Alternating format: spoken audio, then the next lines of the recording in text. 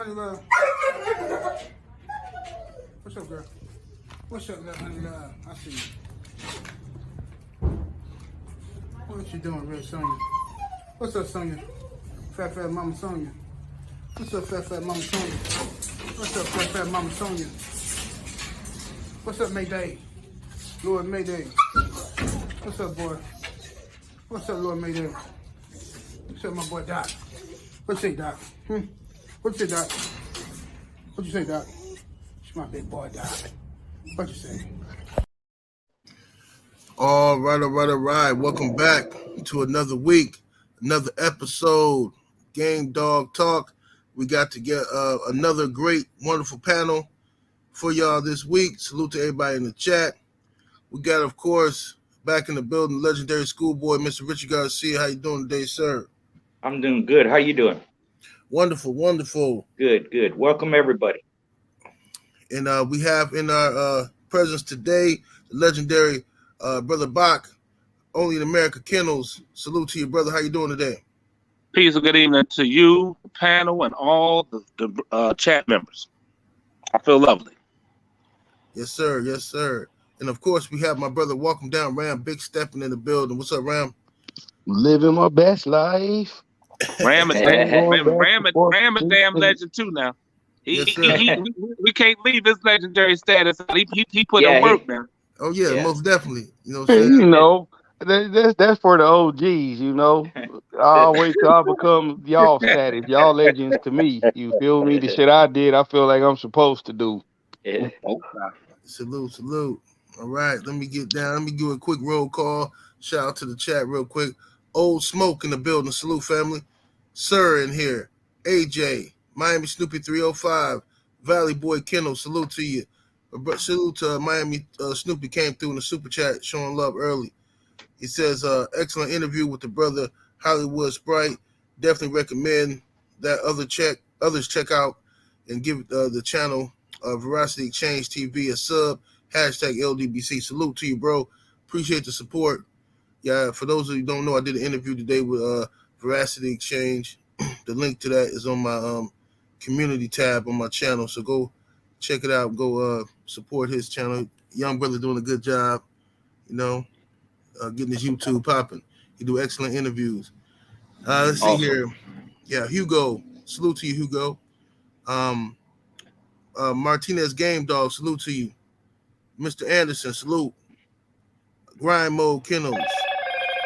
Pit Cartel, Ty Green, King Cobra Kennel, salute to you.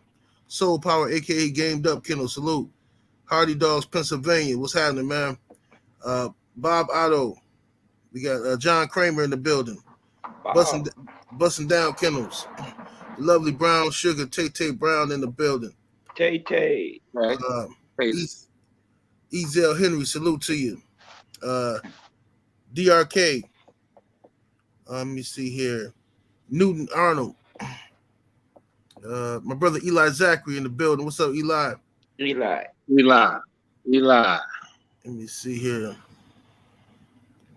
Super, salute. Can't pronounce your name, family.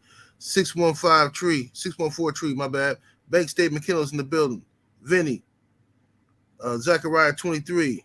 Lil Rock, salute to the brother Lil Rock in the building. Let me see here. Rock. Tony Gardner. Cano Loco. Salute Cano Loco. Young World. Man in the building. Jeremy Cochran. Salute to you. All right. Can't read everybody, but thank y'all for joining us today. Salute to everybody that's in the building. Thank y'all for your support week in and week out. Definitely appreciate it. Jerby say Ram on time. You know it's gonna be a good one. Hey, we didn't think it'd be on time either. Yeah. You know, I'll be late to everything but work in court. That's right. Yes, indeed. Yes, indeed. All right. So let's first of all, how's everybody week been, Mr. Garcia? Good. Busy as always. Family, all that same old thing. Yes, sir. What about you, Ram? Shit, man, I'm enjoying this newfound suburban life. You feel me? Yes, Shopping sir. at all these nice little boutiques and shit and spending money I ain't got. You feel me? Right. I hear that. And Brother Bach, how you been? Oh, I can't do no complaining, my brother. You know what I mean? Feeling good. Still here to talk. That's better than a lot of others. So Yeah, we good. most definitely. Most definitely. And let's see here. Let's get to the first question that we got from the community. They said, what's the difference between a bike and a meal in the keep? Is one better than the other? We can start with you, Mr. Garcia. What's your take on that? Like I always say, it's how you use it, not what you use. You know, I like the bike, but it was a lot of it had to do from where I lived. You know, I lived out in the country, bunch of orchards and fields, dirt roads. You know, dirt road don't hurt their pads. You know, the main thing for me was getting their heart rate up. You can do that on a bike. You can do it on a mill. A mill's, a lot less wear and tear on your body. You have to know how to work with that bike, because the dog it may bolt here, may bolt there. And what I used to do is just drop the bike and then pull them to a stop. I got dumped one time and messed up my shoulder, and that's the only I learned after that. So it's a quote unquote art to it. It's a lot more difficult to learn, but I like it too because it's good natural work. Helps the dog's instinct. They get out there, they can smell stuff. The dog enjoys it. It's not so monotonous, like a meal can be, But yeah, they love running the meal. They love running the mill. They get used to it. Any type of conditioning or work that you're gonna use on a dog, in my opinion, you should teach them when they're young, so they know how to do it if they make the grade, when they get older. Even for shows, weight pulling and all that, and wall climb and treadmill race and all that. You can teach them from when they're little bitty puppies. That'll put you ahead of most everybody else. I think a lot of people are getting that. How would you say it? Getting the onda, like getting the idea to do that. Before, a lot of dogmen, they didn't show their dogs nothing until they were grown. And you have to introduce them to that. But if they already know how to do it and they make the grade, you're set. If they don't make it, it's not so bad, because got the dog out there doing something. But that's kind of my take on it. Yes, sir. Yes, sir. Brother Bach, what's your take on the meal versus a bike? Did you notice any differences, or what was your preference? Well, I have to say that my dear brother Garcia just mentioned pretty much the way I would have said it. I'm not a treadmill type of guy. I really don't use meals, so I use I don't use the bike too much either. But I'm just saying I would use the bike for the meal, because a lot of times it depends on the dog. You got a dog that likes to run the hell out of a meal. Sometimes I feel like you can run the back end out his ass. You don't get that on a bike for some reason. The bike offers a different, like you said, if you want to speed up, then you can speed the heart rate up. If you want to slow it down, so I prefer the bike. They both of them can serve the same purpose in terms of they both have had a heart rate go up at times where the dog is going faster, especially if he's baited with something in front of him. Some of them don't need no bait, but they love to run a treadmill. But again, I've seen some that run a treadmill so much that it can be hurting them. Their pads get messed up, like Brother Garcia said. It's less of that when you're dealing with a dirt road. And so I prefer the bike. Like he said, you have to watch yourself, because if they see something, they can pull you off that bike and hurt you at any abrupt time. So what I would normally, well, put it this way, I never did it neither. I didn't do any of that type of work for my dogs. Anyway, I had someone done that part for me. I just did the things when they came at home, Jenny's, carpet mills. If I did do the treadmill, I only did it in very short spurts, 15 minutes here, let them get off, 15 minutes again, like that type of just like that. But I prefer the bike. But they both like Richard said, they can serve the same purpose. But I prefer the bike if I had to use either one. But I prefer a dirt road and a truck over both of them. I take a dog and let it run behind the truck with a 50-foot lead, and let it run chasing me while I'm sitting on the back of it, and go a whole mile that way and go back. So I do mines that way. I could speed Right. up and I could slow it down myself. Yeah. Right. No doubt. No doubt. Brother All Ram, true. What's what did you prefer, the bike or the treadmill, and do you think one is better than the other? Well, how I use the mill versus how people would use a bike, I would say the bike would be better because I use the mill just for its heart rate. And like OG Bach just said, you can run the ass in of your dog out on the mill, especially with how I use it because I don't let them just stay on there and trot and shit. We be on and off sometimes in a couple of seconds, because that's how I've learned how to use it. And that's the tool I use it for, or the tool I use, and I use it for that reason. But I'm a big slat mill guy, and I would say how I use it versus the bike. The bike wins. Now, how everybody else use the mill, let them try it out and all that shit. The bike still wins because you actually getting resistance from pushing off of something, the ground, the fucking pavement, grass, dirt, whatever, and that helps build your strength. Whereas the mill, you just turning the belt. You don't really need a lot of strength to do that, especially if you got one that likes to run it and just burn it up. You can really, look at them and see like they be barely touching that shit. It's going so fast and they moving so fast. So coming from a mill guy, if it would have to just be the bike or the mill, it would be the bike for me, because you get that added bonus of some strength in there. You don't got to do a lot of strength and conditioning training like how my keep was, there's a lot of fucking strength and conditioning because it was a lot of mill work. And you could tell when I didn't fucking do the strength and conditioning shit because I would fucking lose. Right. Yes, sir. For real. I would fucking lose. I wouldn't lose I wasn't tired. Like, you ain't had no strength to get this motherfucker off your ass.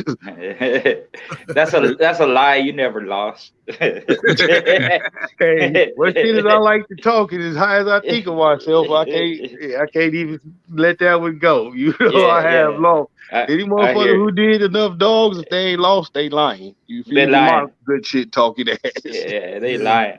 Yeah.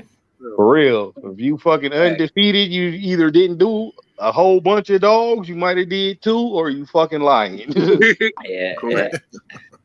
Yes, sir. Let's start with Brother Bach on this question. It says, how did the panel choose what pups to keep from a litter? What did you look for when choosing your pups to keep, Brother Bach? Well, I'll be honest with you.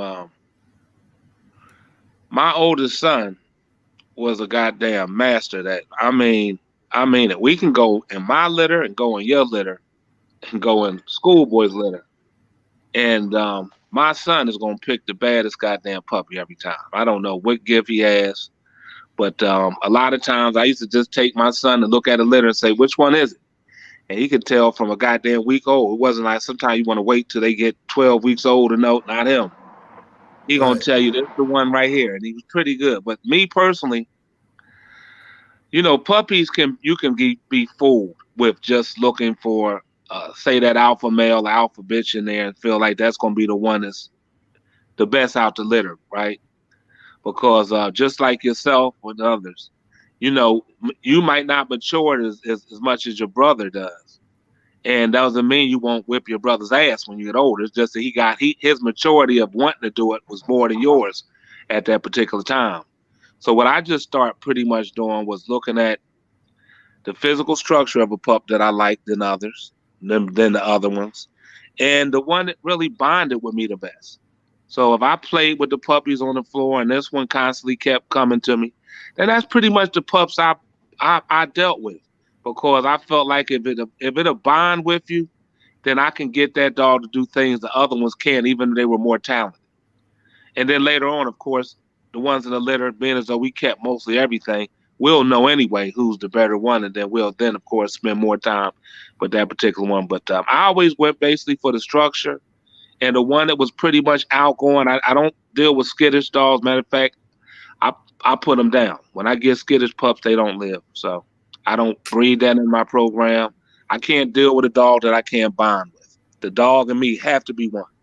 So I deal with the puppy that chooses me, to be honest. Okay, good stuff. Salute Quee. I see you in the building. Salute Live Life Real. Salute Stephen L. the Max. Salute to everybody that came through. Mr. Garcia, what was your process of choosing the pup from a litter? Well, me and Bach must be brothers. Almost the same thing. My son is the one who picked the so-called pick of the litters, you know. Yeah. And I don't know what it is with kids. They just have that inherent thing. I think they're not how you say, you know, outside influences don't affect them. Right. They just go in there. And like he said, from when they're real little, he say this one, that one. And he was right. He was right over 90% of the time. 99. You know?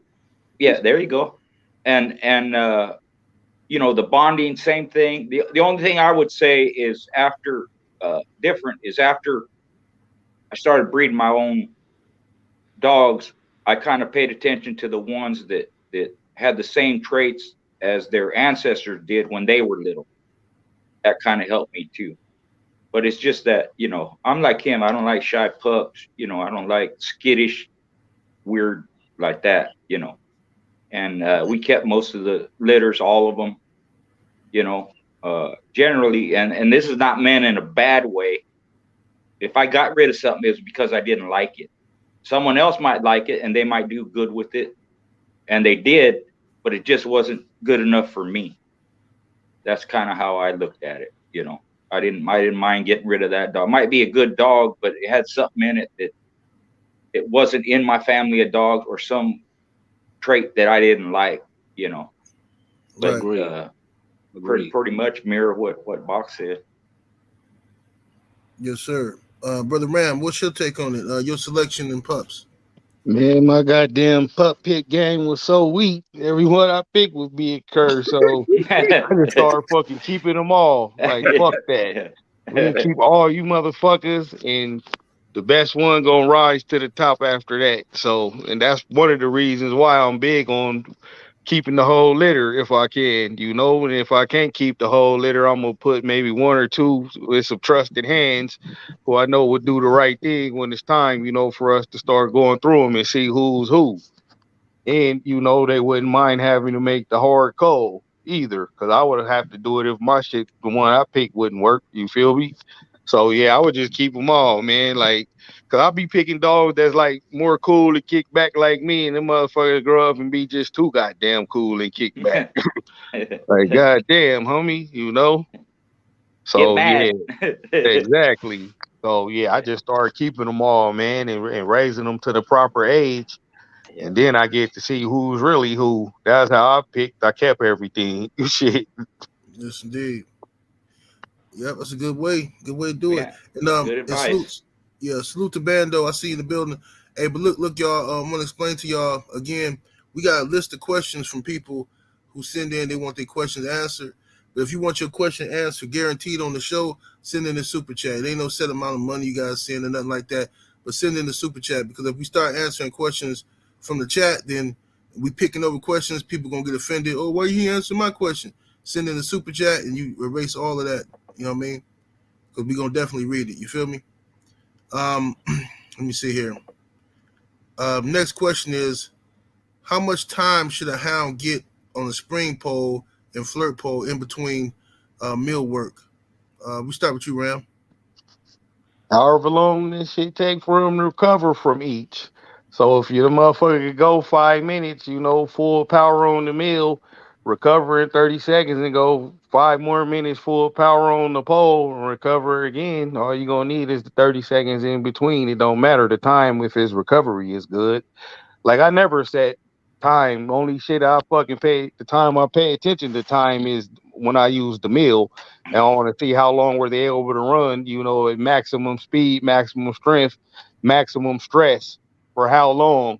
Other than that, you know, I don't really do set times, because when you do set times, you start fucking programming yourself and the dog to, okay, we're gonna do this much work for this long, and we're gonna stop right here. That's not how it would go once you was in there in the arena with the dog. It could go, you could be on the barnstorming, you gotta fucking push for 20 minutes full power. So if you only training to just push for 5 minutes with intervals here, you know, your interval come up and that motherfucker still in your stifles, you fucking around and get killed. So I never really, you know, did time sets. Like I said, you know, I do more distance work, you know. How long it take us to fucking run 5 miles this week and how long would it take us to do it next week? And I'll fucking add those times, and the time in between will let me know how much, you know, I gained. As far as, you know, it might take an hour to run 5 miles this week. It might take 50 minutes next week. So, you know, I'm 10 minutes better now. You feel me? Right. Yes, sir. And Brother Bach, how'd you feel about it? Were you the same way? Well, that was I never ever flirted a dog back then. People won't believe me, but I never did none of what you just described. My techniques was different. So more or less what I done is a whole lot of strength work because I just at that time wanted my dog to get to you, and the rest was history.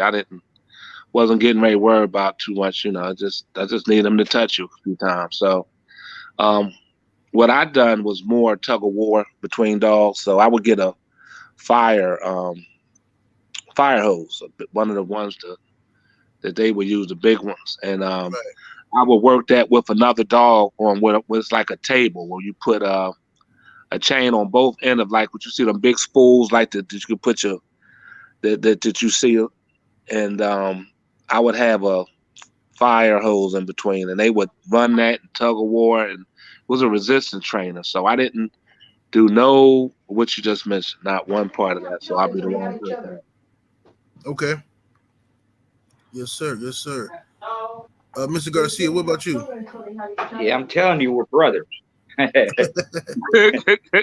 that you know, I did 2 dogs where I did some mouth work, if you want to call it, you know, like Box said, tug of war, this and that. But I didn't really use it in keep spring. A lot of that stuff, you know, even though I talk about it, you know, I didn't use them in keep. You know, I'll do the tug of war. It's just for exercise, just to give them something to do. Do a flirt pole. You know, if I was going to do any of them in keep, it would probably be the flirt pole because it's a quick workout, gets their heart rate up. You know, helps with their reflexes and all that. But in keep, I really didn't do that. It was just I worked on their wind, you know, their air and strength. And strength was a big deal for my dogs too. I relied on it a lot. That was part of my breeding program too. The other stuff is just, you know, I would do like a tug of war with them inside the box just so they would get used to being in that atmosphere inside the box. They'll know where the corners are, the walls and all that. They'll start spinning out when their tail touches, like just to get them familiar with that, kind of like sparring inside a boxing ring. So they get the feel for it. They know where they're at, you know, and they can focus on what they're doing, but they don't have to, they keep their feet and they know their surroundings and all like that. But as far as using it and keep, I really didn't do that, you know.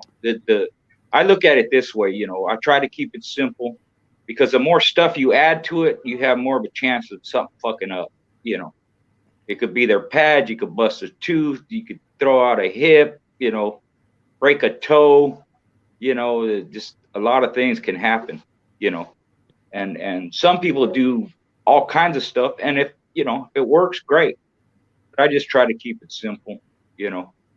And so I didn't, you know, when they're pups or young dogs, you know, I might mess with them. Like I said, it's just for exercise. It's not really work, you know. It's just to give them something to do. But in keep, I just did basically the on their air, build up the strength, good to go, you know. Yes, sir. Now I will say, from reading your keep and talking to you and Bach about his keep, like I can see why y'all wouldn't need that. Now Yeah. I would, cause my keep is, like I say, is the mill shit. So I would need to do, you know, all that extra shit to keep up with the strength of just learning y'all conditioning techniques. Like, you don't need that at all, for real. Them Yeah. motherfuckers gonna be Yeah. too damn strong and maybe too much Yeah. muscle if you put it on addition to how you two conditioned. Yeah. Yeah. And you know, some of that stuff, I don't want to say it like it's old stuff that you can't apply, but it's just some of the things people can't do it because where they live, you know, they didn't have hundreds of acres like I did. You know, they might not have help with their kid to help them or something like that. Right. So, you know, that's why mills and all that they don't even have room to put up a cat mill, you know. So a lot of them, you have to use mills, carpet mill, you know, that kind of is coming back into favor because you can build strength with the carpet mill too, you know. And like I said, it's just a matter of how you do it. You got to watch the dog, you know, when they get to a certain, and I always say this, I reiterate it over and over and over. Never do 100% work with your dog. You want to save that for the show. And you always want them, you know, what's that term? Leave them wanting more. You want to stop them before they're played out or blowed out or done. I don't like a dog that gets so tired that he's just standing there. He's out of breath or spitting and all that stuff. You know, stop way before that. Because if you do that, you know, you're teaching them bad habit. They can just quit anytime they want. And then you're overexerting them, which that don't do them no good. If you do 100% now, then they might not have it when it's time to go. So you always back off. If you look at professional athletes, you know, just humans, which it may not be comparable to some people, but it is, they don't never do that. A sprinter does maybe 60% work. You know, a marathon guy, he don't run 26 miles when he's training. He may run 10 or 15, you know. They may do that once a week, once every 2 weeks, like that, you know. And that's the way conditioning is. You don't want to give their all in the gym or in training. You want them to have that on the day of the show and then give everything they got. And if they don't learn how to stop, maybe they won't ever stop. Maybe they'll be there 10 hours. That's just my way of thinking, you know. Right. So that's some tip. One second before you go on, if I can just elaborate a little bit what Brother Rich was saying. A lot of that, like he had alluded to, was if you live in the areas where you have able to put your jennies and things out there and all the different other apparatus that we able to use, versus with those who live in urban, you know, city areas, it's going to be harder. So of course I probably would have had to use mill a lot more, but I luckily didn't. Even though I'm from up north, I didn't get into dogs down there. When I moved down south, I had more land and more opportunities to do things with. So, of course, I believe if I was in the city area, I would have done well. I would have had a whole completely different workout in terms of that treadmill. I just would have did probably smaller intervals of 15 minutes and did it to where I got it to a certain amount of time. I felt as though it was, you know, was good and in shape. But by me having the areas to do it, like Brother Garcia said, then that's probably why we use less of the meal. You understand? So I think that also would depend on where you at, because I don't know how many dirt roads you're gonna have in the city to go to. You know what I mean? Yeah, Right. yeah. And And then it ain't good. It ain't good running them long distance on streets and pavement and all like that. That'll fuck up not just their pads but their joints and stuff too. You know. And right. And the last thing Brother Paris had mentioned, I see in the chat, was that knowing your dog, and that's about the truest thing you can say. Every dog needs special attention. So some dogs don't need much. Some dogs need a whole lot. So knowing your dog is pretty much the key. And I would agree with that brother's statement 100%. Yes, indeed. Salute to Jockey Mason in the super chat. Much love and much appreciation. Thank you for the support.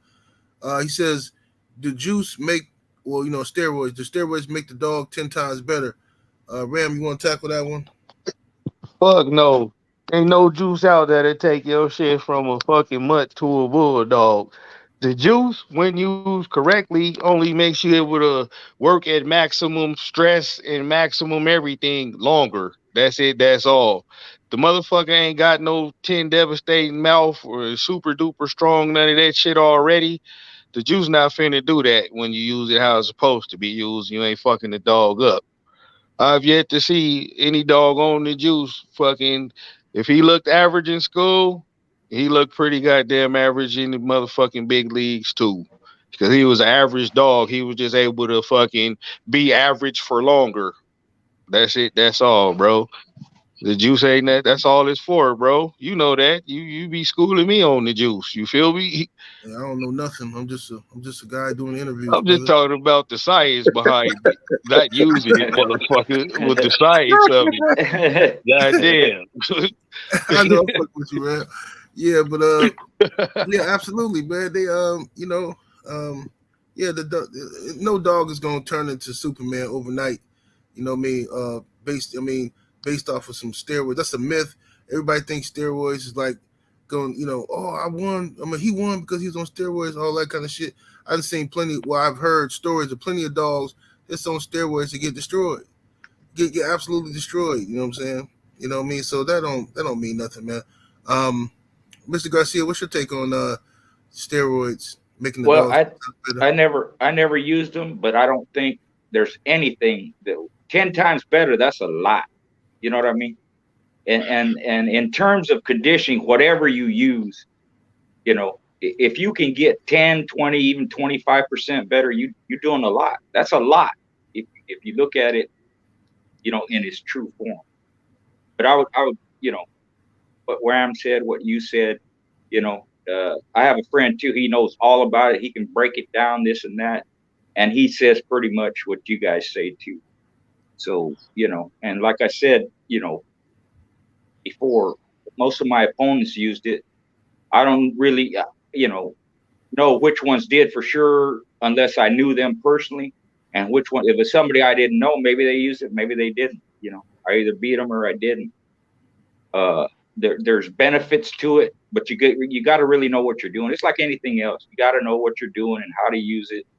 You know, in other like the horse racing community, they put millions of dollars a year into all that. They have trainers. They do blood tests, EKGs. They have veterinarians and nutrition, all of that stuff. So it's really involved, and I don't have the education, and I never wanted to learn anyway. So, but pretty much what Ram said, you know, I would go with that. Yes, sir. Brother Bach, what's your thoughts on steroids and their effects on the dogs? Well, the problem I have is the 10 times. I mean, if the brother had or sister who, I don't know who posed the question, but it maybe the question was more like realistic in terms of, is there a benefit of using steroids? Then I would say yes. Now, we know that steroids are outlawed in mostly any professional sport or the Olympics due to it gives a athlete an edge over one who doesn't use. Okay, so it recover, your recovery's faster, your muscle building's better. I mean, that your work, if you can work harder, then you can prepare better in terms of conditioning. So me personally, never used steroids. I was, and the reason I didn't use it is because I knew of friends that died from it, and if I had friends I didn't want to lose, then these dogs are friends of mine. So I know how to use it. I know the whole thing about what to stack, the whole this, but I just didn't use it. And people thought when I played football, I was benching over 500 pounds in high school, and as a football player, they swore I was on steroids. I wasn't. I actually got taught by a guy who played for the San Diego Chargers, Carlos Bradley, number 50. He went to the same high school with me, and he taught me the natural supplements to use.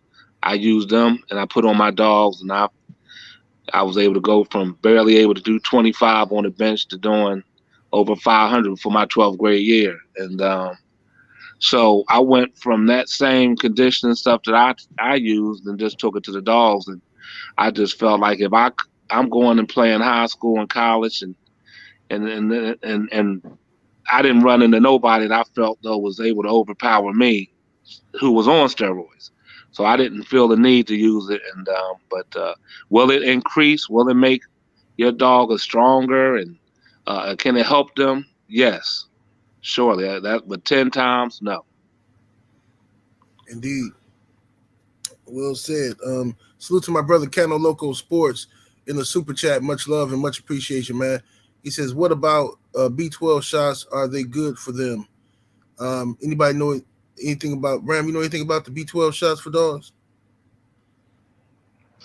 Yeah, I don't fuck with it though, cause I already feed like natural shit with iron in it. So even though I got it, I usually do that shit. I use it for recovery more than anything. Like if a dog gets sick with blood infection or something. But other than that, doing conditioning and shit, no. Cause I feed liver and everything else, and seaweed and all that shit, and that shit already got enough iron in it.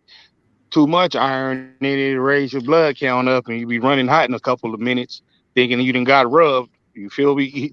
So yeah, I don't really fuck with it for that. I just use it to help a dog recover. I don't use it as no fucking injectable supplement or nothing doing any type of conditioning. There's no need for it because of what I feed. Like, you see, I feed Origin on the regular, so I don't need no fucking B12 nothing. This B12 blow up dope. I ain't selling it.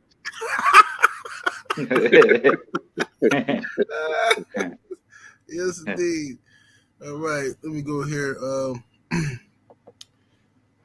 Piss Cartel in the super chat. Appreciate the support, fam. He says, I have a female with an underbite.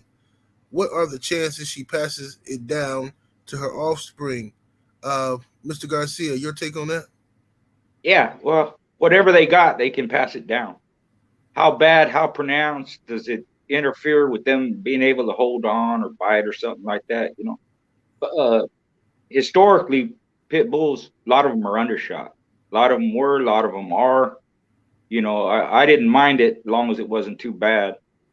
Even you could breed two dogs with a straight mouth and you could get an undershot dog. I had one female that in every litter, and she had a perfect bite. In every litter, she threw one undershot dog, and it was heavily undershot, and it did hamper them. I didn't keep those, but it's just a matter of can she hold on to the rag or stuff like that? And it's common in the pit bull breed, and they probably going to throw it. But at the same time, you could breed her, and most of the pups may not be undershot either. It's just a matter. If it's something you don't like, you just weed it out through your breeding process. If it's something that may be a benefit, it is good. It's not, it doesn't hurt your dogs. It's just when it gets too pronounced that it can become a problem. Like a 1/4 inch or something like that. That's a lot. 1/2 inch or something like that. Right. Yes, indeed. And let me let Brother Bach. Let me start this question with him because I know he's familiar with this blood. The question is, what did the Patrick dogs bring to the table back in the day? Brother Bach, how you feel about that? Well, I'm definitely a Patrick fan because I like what he put on paper and what he didn't. Okay, what showed on paper and what wasn't really there. But pretty much his formula was the Klaus, the Maloney stuff, Boomerang added to BOLIO was pretty much what I loved about them. They were all, when you think of a BOLIO dog, the first thing I thought of from everyone I've ever had and even saw was their smartness was the #1 trait that I saw, period. I wouldn't care if some had less ability than others. The smartness was there. Secondly, I had loved their prey drives. Very prey driven. Almost remind me of a Belgian Malinois in terms of into the pit bull. Prey driven, smart, pretty much had good air, and most of them were head dogs. So if you were looking to get something that would increase your dog's intelligence, and if you wanted them to go more to the head because the one you had seemed to have been a good chest and stifle, but they kind of let the other ones chew their muzzle down without really playing the head, then I would always suggest that at that time put a little BOLIO in your blood, and it would at least make those puppies play the head more, and without still taking away their other valuable traits that you like. So I liked their win. They were pretty game and very smart, and with a decent mouth. Yes, sir. Yes, sir. Mr. Garcia, any thoughts on the Patrick's blood? Yeah, a lot what Buck said. You know, they're smart, fast, got good balance, good air, decent mouth, and this is the way their mouth helps them. Like you said, you know, head dogs, muzzle dogs, mouth, bottom, like that. You know, you get on the muzzle, you don't have to really be a hard biter. A lot of times, the opponent would hurt themselves trying to get out of it. You know, they just got to hold on. A lot of them shake a lot. You know, but the other thing, what Bach alluded to, you know, they're kind of wild. You know, they're intense, Right. they're wild, screaming demons like that. You know, they have Right. that, like you said, that prey drive. You know, they just Super. yeah. If you ain't used to it, it can, you know, it's a trip to see it because they'll change. You put something in front of them, they turn in like to a wild predator, man. Yes. They just And you go can get off. bit. You can get bit Yeah, if you don't know what yeah, you're doing. yeah. You can. They're just that way, you know, which I liked about them. You know, Right. we had a lot of that blood out here. I seen a bunch of them. I had some of them, you know, and Yep. they're impressive. They're impressive to look at. They wrestle real good, you know, stuff Right. like that. Like a Mhm. ring general kind of, you know, like a, you know, just they use every little attribute they have, you know. Yes, indeed. Ram, what was your take on the Patrick's dogs? Man, everything both of the OGs just said. They fucking super intense, super high maintenance, the dumb prey drive, but fucking smart as fuck. Like the motherfuckers could do Chinese math for real. A Mhm. lot of ability, and because of their high prey drive, like all my Bolio shit, no matter from the Coca-Cola shit to like the Delisa shit, all got finished. Just that prey drive so high, once they get you, you know, they go for it right in the throat, get you out of there. Like a lot Yep. of good attributes, but like both the OGs too was just saying they so turned up. If you're not used to that shit, like that is not a city dog. Especially if you ain't, you know, fucking with them, exercising them every Yeah, day, training them in obedience so they shut the fuck up. Like they get started to sound like somebody just back there standing on their tail, and it could be a leaf just blew across his chain spot. And that Right. motherfucker going crazy at the leaf. Like what the fuck? But you yeah. know, that shit translates over to the box too. They do real good. The downsides though, like some of them was coming out too thin bone, so I think that's why they started crossing it with the tombstone to put some size back on there, but still keep the speed and the other attributes, you know. And my Bolio shit I had, it was more good ones than not in there. I say that they had some high percentages of the dogs. Some was better than others, but you know, I had my fair share of curves with them, but not like anything else, you know. The motherfuckers was good more times than not. But that, yeah, that was a long time ago though, when the shit was still good, before everybody had it and just breeding it to breed it. Right. Ain't no telling how that shit is now. Yeah. Herm's teacher, I hope I said your name right in the super chat. Much love and much appreciation. Says, peace, brothers. Historically speaking, how did the panel feel about the Chinaman line back in the day? Mr. Garcia, you got any experience with Chinaman dogs? Yeah, I saw him roll. He was a Oh, foul fighting expert. I call him the eviscerator because when I saw him, he disemboweled the other dog. You know, and those are the ones I like to go to the back end like that. You know, fight foul we call it. mm-hmm. Some of them didn't do that. You know, there was a bunch of them out here. You know, champion. What's her name? China doll or something. I forgot. She was a 4-time winner. Pineapple Kid used her. Uh, they were, you know, kind of like the Eli dogs. Most of them were quiet, you know, intense but quiet. They didn't make a lot of noise. They didn't scream like the bully son dogs did. You know, uh, uh, they have that kind of a longer muzzle, you know, to reach in. Got good leg under them. They're strong, you know. But those are the ones I like that would go to the back end. He was out here originally. Vince won 4 with him, and then he sent them back to Tom. Okay. And he made probably more fame out that way, you know. But like a lot of people, they, you know, we just bred for what we needed. Even with Chinaman, they just bred for, you know, when they needed something. You know, he wasn't really put out there at stud like that. If Vince had him, unless he were a friend, you know, you wasn't going to breed to him. But he made they made some good breedings, different stuff. I saw a daughter of his. She won in 20 minutes, and then she lost to Tito in 2 hours and 37 minutes. Her name was, I think it was Miss Nevada. That one Pineapple kid had. Another guy worked at Stanford. He had a real good son of his, man. He went just like Chinaman did. He would go to the balls, the belly, all that. He worked with the canines, wolves, and then they put him in the raptor section. He was a teacher there, or caretaker. I forget what he was, but he had a real good son of his. I beat one, like a double grandson. He didn't go to the back end, which I was glad. He was more of a shoulder, you know, chest dog like that. I beat him with champion Dawson. But there was some good ones out here, man. All right. Yes, indeed. Brother Bach, you got any experience with the Chinaman line?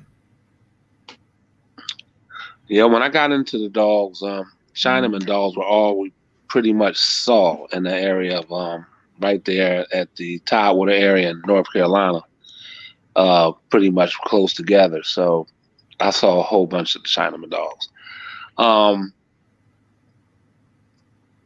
And then, you know, it was Buddy Harris' brother, Mike Harris. It was told that Chinaman really wasn't throwing at one particular time. He was sterile, and that Tom was using a son of Paladin and saying it was all for Chinaman. So I don't know how, you know, how true. I wasn't there, but I see certain things in the Paladin and the Chinaman that are, you know, closely related in terms of just as Rich said, they like to go back to the back end. And it's funny that the Paladin stuff we use, they like to go on your stomach and go to your private and your testicles. That's where they love it. So, you know, they do the same thing coming directly off the Paladin stuff. So it was kind of close. Again, I'm not saying that happened. I wasn't there to see it, but so I don't know if I said that to say I don't know if I was seeing some Paladin stuff and some Chinaman or both at the time, but I just know that they had similar styles. So I mean, because Chinaman, like Rich said, that was his style. But but again, the Paladin stuff we were getting had the same style for the most part. They would hit the front end, but they loved to get back there and go to sleep, and they would do damage. So yeah, but I've seen a lot of it. Like I said, a lot of people give Tom a bad name. You hear, you know, you have those that protect Tom and love what he, but Tom threw a lot of good dogs. I mean, whether people want to recognize or not, Tom threw a lot of great dogs with Chinaman, and you know, so you're going to get your good and bad part of it. But when you get a good damn Chinaman dog, from what I've seen, you got a good one. You know what I mean? And they were going to be hard to beat. So yeah, I mean, most of them all did. They weren't all. Most of the Chinaman dogs I see didn't go to that part where Richard said, but they were pretty much devastating in the front end. You know, mouth, chest, and would hurt you. You know what I mean? So yeah, that's what I would say about it. Yes, sir. Yes, sir. Welcome down, Ram. You got any experience with Chinaman dogs? Hell yeah. The first fucking probably maybe 50 I seen was fucking trash. Like I didn't see the real ones. But when I seen the real ones, I see why motherfuckers liked them. And the people who had the real ones, like they wasn't fucking too friendly with sharing that shit. Cause it was some, like Bach just said, some real good fucking shit. They correct you from the front all the way to the back, man. Like, you know, real good dogs. So especially, you know, You start breeding it with other strains of the Eli shit, you get some devastating animals, man. Like, I like them, you know, my little pup, heavy Chinaman.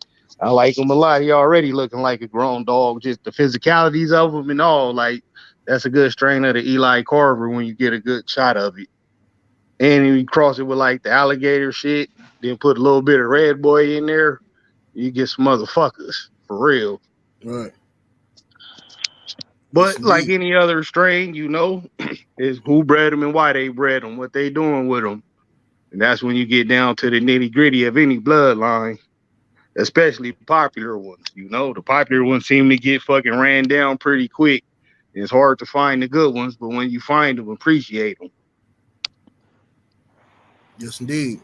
Salute to Lil Rock in the super chat. Appreciate the support, Lil Rock. OG, what up? Yes, sir. Lil What's Rock. going on, Little Rock?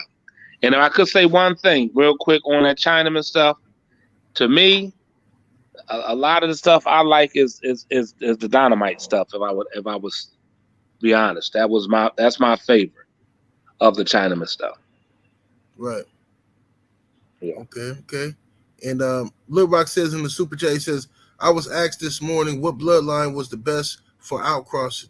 Of course, it depends on what you're lacking as far as smarts and ability, i.e. Sorrels, REDBOY. What does the panel like? We'll start with you, Brother Bot. Well, I mean, he kind of answered it in the question. I think he said out it depends on what you need.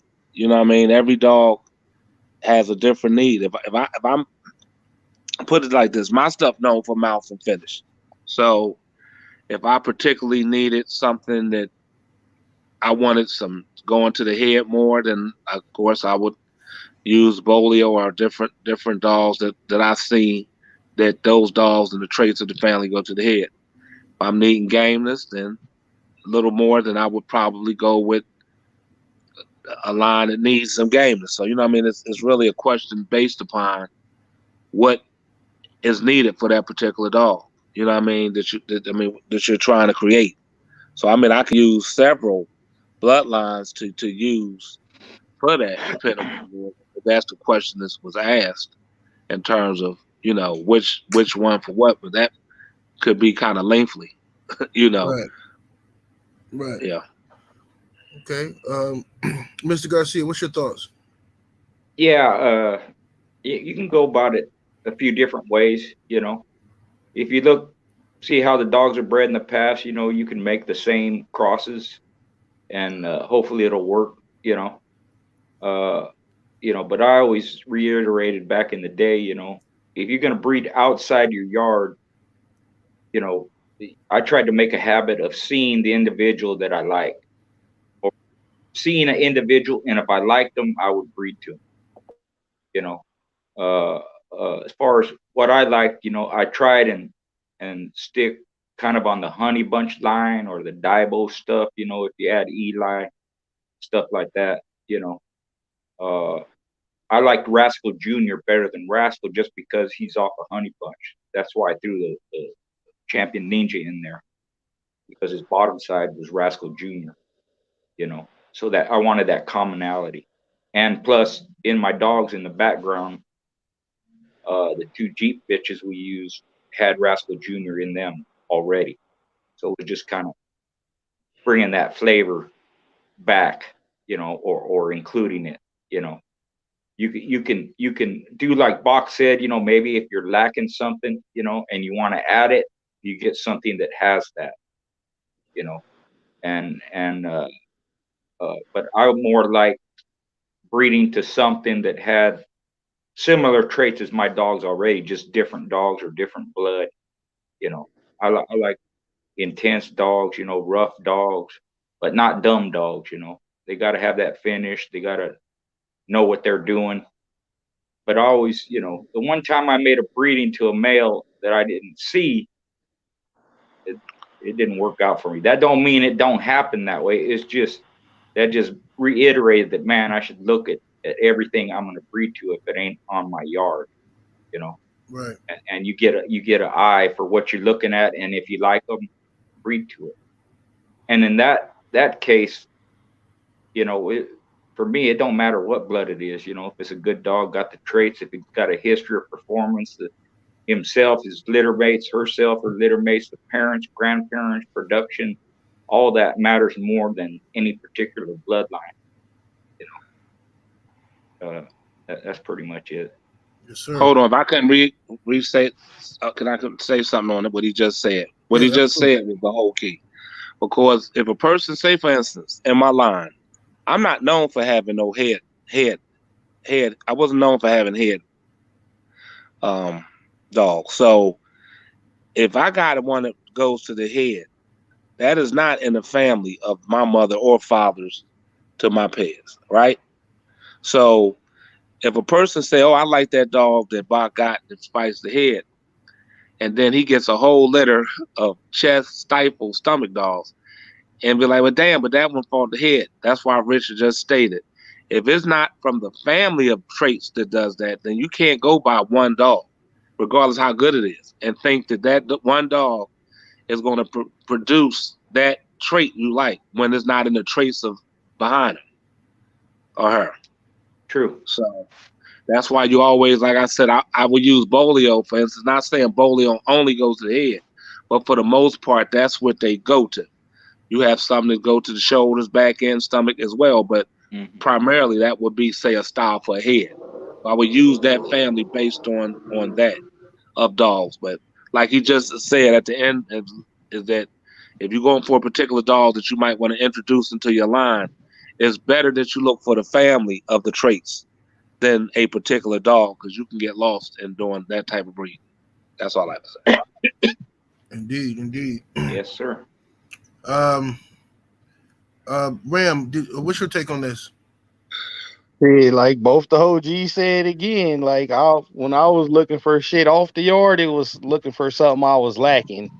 So if I knew, like, my shit wasn't that athletic, but my partner shit is, I would try to line up a breeding with his athletic shit, because I know his family of dogs produce athletic dogs. So I know it's a good chance the dog I want to breed to is gonna add that fucking athleticism to my line. So then I would worry about the blood, like Lil Rock was saying on a few shows ago when he was on with us, like, I just bred, beast to beast. That was my fucking outcross. Whatever I felt I was lacking, I'm finna go find a motherfucker that was excellent in that shit. And he was also, or she was also a beast. And I would breed that shit. It's Yes, just sir. that simple for me. I really never really got caught up on the bloodlines, because, the longer I stayed on the field in the game, the more I seen a lot of motherfuckers was lying on the pets back in the day. So you can't really go off, when I was out there rocking and rolling, that blood was still pretty close. And if it's not bred like that, I could only go off what's in front of me, and what's, the people who I'm getting them from got in front of them. I could believe they breedings is true from them forward, but behind them, there's always some shit back there. Like Bach was just pointing out, like, it could have been a son of Paladin. Them dogs throw the same. They look like Chinaman dogs too. Wouldn't fucking know. But if I was to get one right now, I wouldn't give a fuck, because it fucking, whatever the pet said, it was a bulldog right here in front of me. I'm Correct. gonna breed those traits. Right. Everything else, whatever behind them, whatever it say, fuck them. Shit. Who knows? For real. So I Indeed. never really tripped off the bloodline like that. But, I would pay attention to the good dogs and add the shit that they offered to my shit. It always worked out for me doing it like that, instead of just trying to focus on a specific bloodline.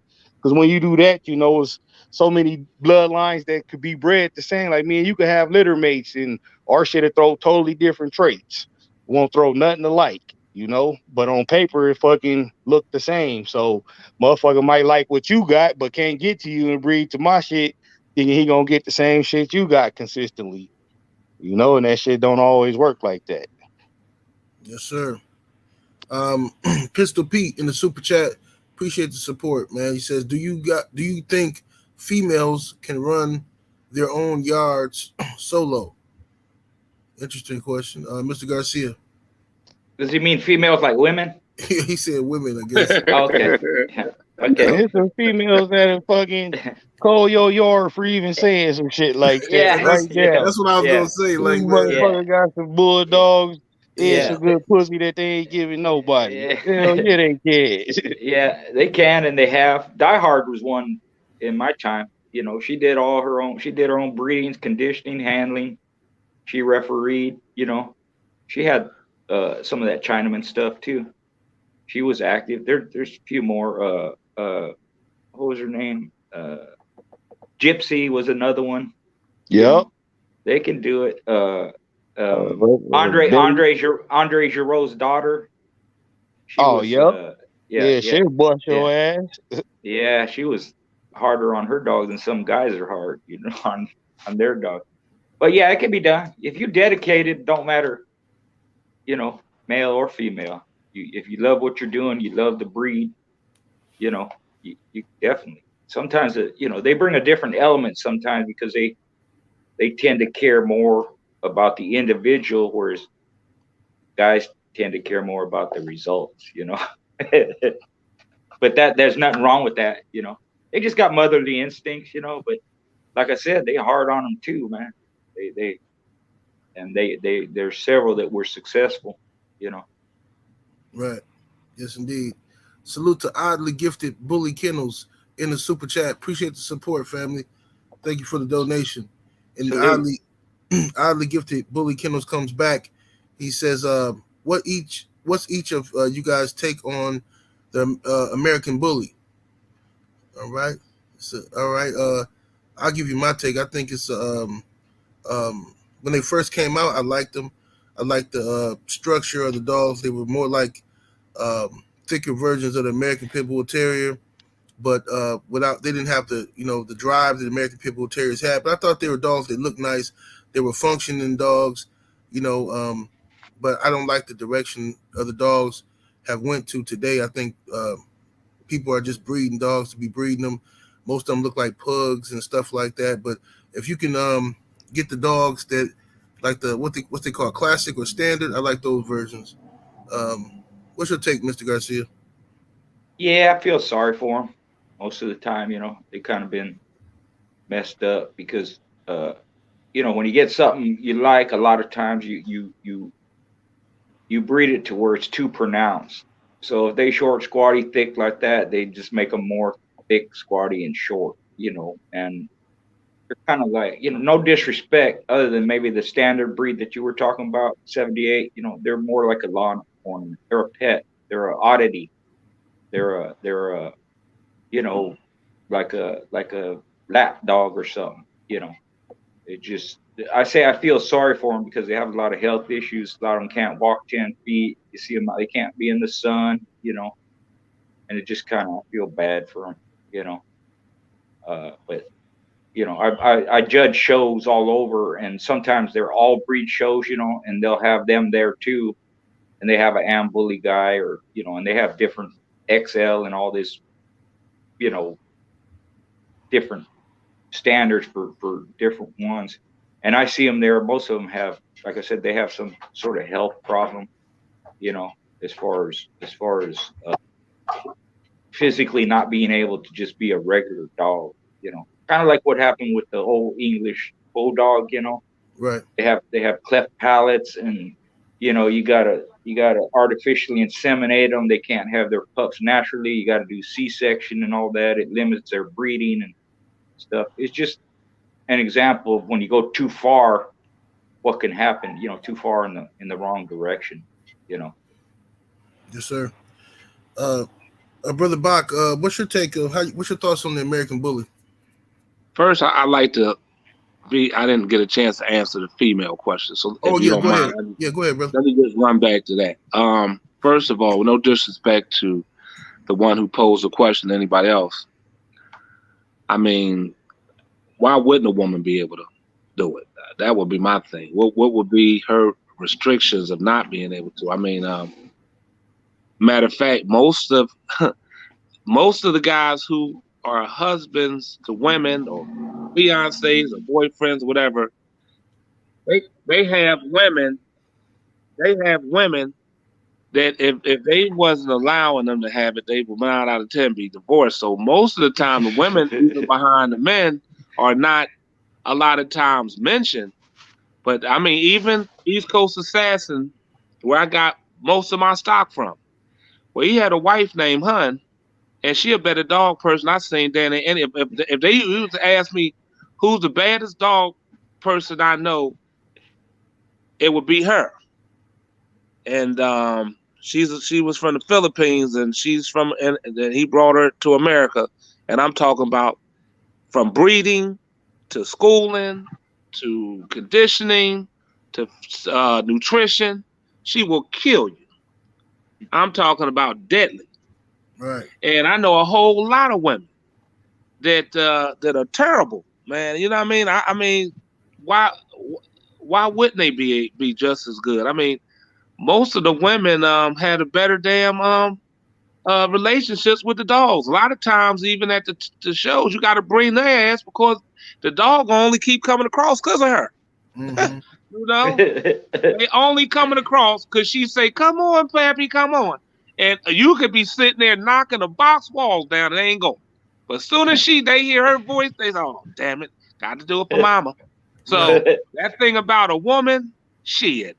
Please don't disrespect our beautiful women doggers. That's not cool.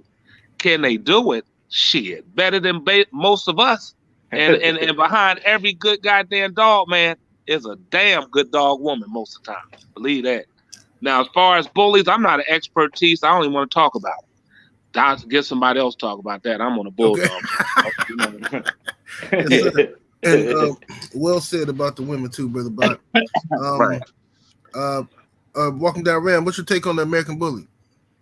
If I'm gonna get one, I'm getting it from Bank Statement Kennels. That's right, Bank Statement Kennels here on YouTube. That's the homie. But yeah, like you said, I like the old ones, the classic looking ones. You know, they still was functioning. They just look like a big version of the dogs we all know and love. But it seemed like, you know, the motherfuckers look like stepped on roaches these days, man. I don't like that shit. Yeah. For real. Yeah. I hear you, man. The standard is just weird. Like, you don't, and I don't know. It's a lot. Bank Statement got some good ones though. That's why if I do get one, I'm getting them from him because he actually, you know, care about how they look and function and still want to, you know, have fun with his dogs at the same time. Absolutely. Shout out to Bank Statement Kennels. And salute to my brother Meredith Campbell coming through heavy in the super chat, showing love. Appreciate you, bro. He says, salute, Meredith. Yes, sir. He said, what's good, family? Just dropping off a donation for that book you all are going to do. Salute, brother. Yes, indeed, man. I appreciate you, Meredith. Let me see here. Herm's teacher back in the super chat. Salute to you, fam. Thank you for coming back. Says, appreciate the responses. You brothers always on point. Bro Bach dropped a jewel for people paying attention when you mentioned Chinaman Paladin relation. Salute. Well, Bach always drops. You got to pay attention. Bach, you know what I'm saying? Bach be dropping the jewels. You know what I mean? Let me see here. Well, look, can I say that something? Most people don't know certain things I mentioned, like, it's just like a person to get an argument, like not say an argument, but just a disagreement, which is fine, about me talking about Stompanato and the Art Missy and Stompanato Satch relationship. You know, if a person wants to go hard on just what's in front of them and pay it and don't really know the stuff behind it, then they gonna argue that because they don't want to feel bad. It's like a person. Well, I ain't gonna go with that religion. I was gonna make an analogy, but that might upset some. But it's like, you know, they've been comfortable seeing this pay and they don't want to believe that. Come on, man, that Stompanato got to be with also Negroes like bread and the. And just because they've been studying pants for so long and believe it, then they don't want to know the truth. But there's a lot of truth behind a lot of stuff, and a lot of stuff is not going to be said because it's not, the public don't know it. But I can pretty much bet my life on it that yes, that Paladin Chinaman thing there is that's pretty factual. So you right to the brother that wrote that. But we can go ahead. Yes, sir. Salute to Pistol Pete. He's the one who asked the question about the females. He back in the super chat. He says, salute y'all. Y'all just made my girl happy answering that. Salute to all the lady doggers. Oh, Yeah, she deserves it. Yeah, Yes. respect to all her. women, all the women. Yeah, all the women. Yes, indeed. All right. So let me get to this question here. Okay, this is a question. Somebody been asking me this for a couple weeks, but I didn't never want to put it in the questions because I feel like it would take too long. It would take the whole show up. But can anybody briefly just go over explain what are the Cajun rules? You don't got to get detailed and too scientific about it, but just the overall, what do Cajun rules mean? Yeah, the what's different from Cajun rules and the past rules is basically a scratch and turn contest. In the past, with a lot of the rules, whichever dog turned had to scratch. So if that dog kept turning, he had to scratch every time. That's why you look at some of the old reports and say this dog scratched 5 times, the other dog scratched 2 times. And what the Cajun rules did is they just made it scratch and turn, where you take turns scratching. After a turn has been called, the dog that made the turn scratches first. And then after that, whenever they're free of holes, you make a handle. His opponent scratches, then him, back and forth like that until one don't scratch or you pick up or whatever. You just stop it. Or an out of hole count. Out of hole count, they're out of hole. Generally, one dog's on the bottom, one dog's on top. The bottom dog has to scratch first. That's basically the difference between the old rules and the Cajun rules, And when I'm told, the reason they changed it was because, and it was Gaboon Trahan and Floyd Boudreaux that made up those Cajun rules, was because the big conventions down there were held in January. They were held at late summer, early fall, and it's hot. So they did it for the benefit of the dogs. You were losing a lot of dogs because you have these long, drawn-out affairs, and whereas the scratch and turn shortened the matches in that respect. Also, like the out of hole count used to be 5 minutes, and they changed it to like 30 seconds or whatever. The scratching times were 20 up to 20 seconds, sometimes 15, changed to 10. In the original Cajun rules, what Floyd had an issue with was they weren't complete. And Gaboon Trahan kind of hurried up because he had a convention coming up and he wanted to hand them out to all the players there, or all the people there. So they weren't complete. So they revised them later, where I think in the original ones, it doesn't give you a time to complete a scratch. So that was added later. And I'm not sure about the out of hole count, if that's in there too. But that's basically it. Scratch and turn is what they were basically. Okay. Brother Bach, you got anything to add to the Cajun rules? Well, he just gave you a historically hookup. I mean, other than it was pretty much 11 rules they used. That was normally the size of the pit, referee chosen before where the dogs were weighed. Referee to see the dogs weighed at time agreed. Forfeit taker. Parties to toss the coin. The see who goes and watch first. I mean, if you requested, a referee shall search the person's name to watch the dogs. What else? The dogs had to be washed, clean, and dry, where they turned over to their handlers.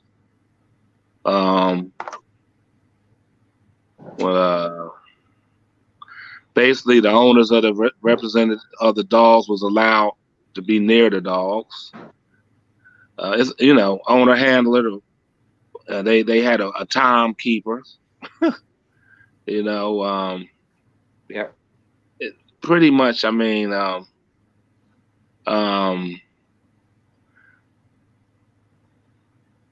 like I said, we would go through all of the different, because it's like 11 rules that you would use pretty much. But I mean, Brother Garcia just gave you pretty much full detail, and if anybody really wants to know that detail, they have a full video on YouTube of the Cajun rules. You can also go online and Google the Cajun rules. And also, when you came, because I'm sure I did a lot of ref and so did Schoolboy. Any two handlers can change that too now. They can come and agree to something that don't have nothing to do with the cage rules. True. So it really gets down to the handlers. If they want to break away from the Cajun rules and you got to scratch to win, you gotta make sure you mouth and all that, Yeah, different things. yeah, they got They can amendments to it, like right. You like you you just can said, amend it. scratch to win, the scratch Right, out of turn. Whereas, say right, like you right. foul, so you got to scratch twice in a row just Correct, for that one correct, foul. You don't automatically get fouled out. You just got to right, scratch out a turn. right, So it's amendments to the original 11 rules. You're absolutely right. But yeah, right, those initial rules was there, like OG Garcia said, was to protect the dog. You don't got correct. to be down there and take no unnecessary damage for a long time. And I add too, like I did a few shows back, in the Cajun rule states, and this hasn't been amended, it's just been common courtesy of the ref. And that's once I tell your dog, release your dog to scratch, if he don't move forward right then and there, I can Correct. fucking call you out. But the common Correct. courtesy is 10 seconds. You got 10 seconds to Right. do it. But you're right about So it. yeah. That's in the book. Hardly ever Yeah. used. I've never seen it used. I never called it myself, to be honest. So Yeah, you're me right about either. Yeah, me either. I'll give you the common courtesy of a 10 count. But technically, I could fucking say, boom, you let him go. He hesitated, out. I don't care if he fucking went 2 seconds later, he out. That's what the Yeah. rules state. He's supposed to immediately progress forward towards the other dog. Yeah.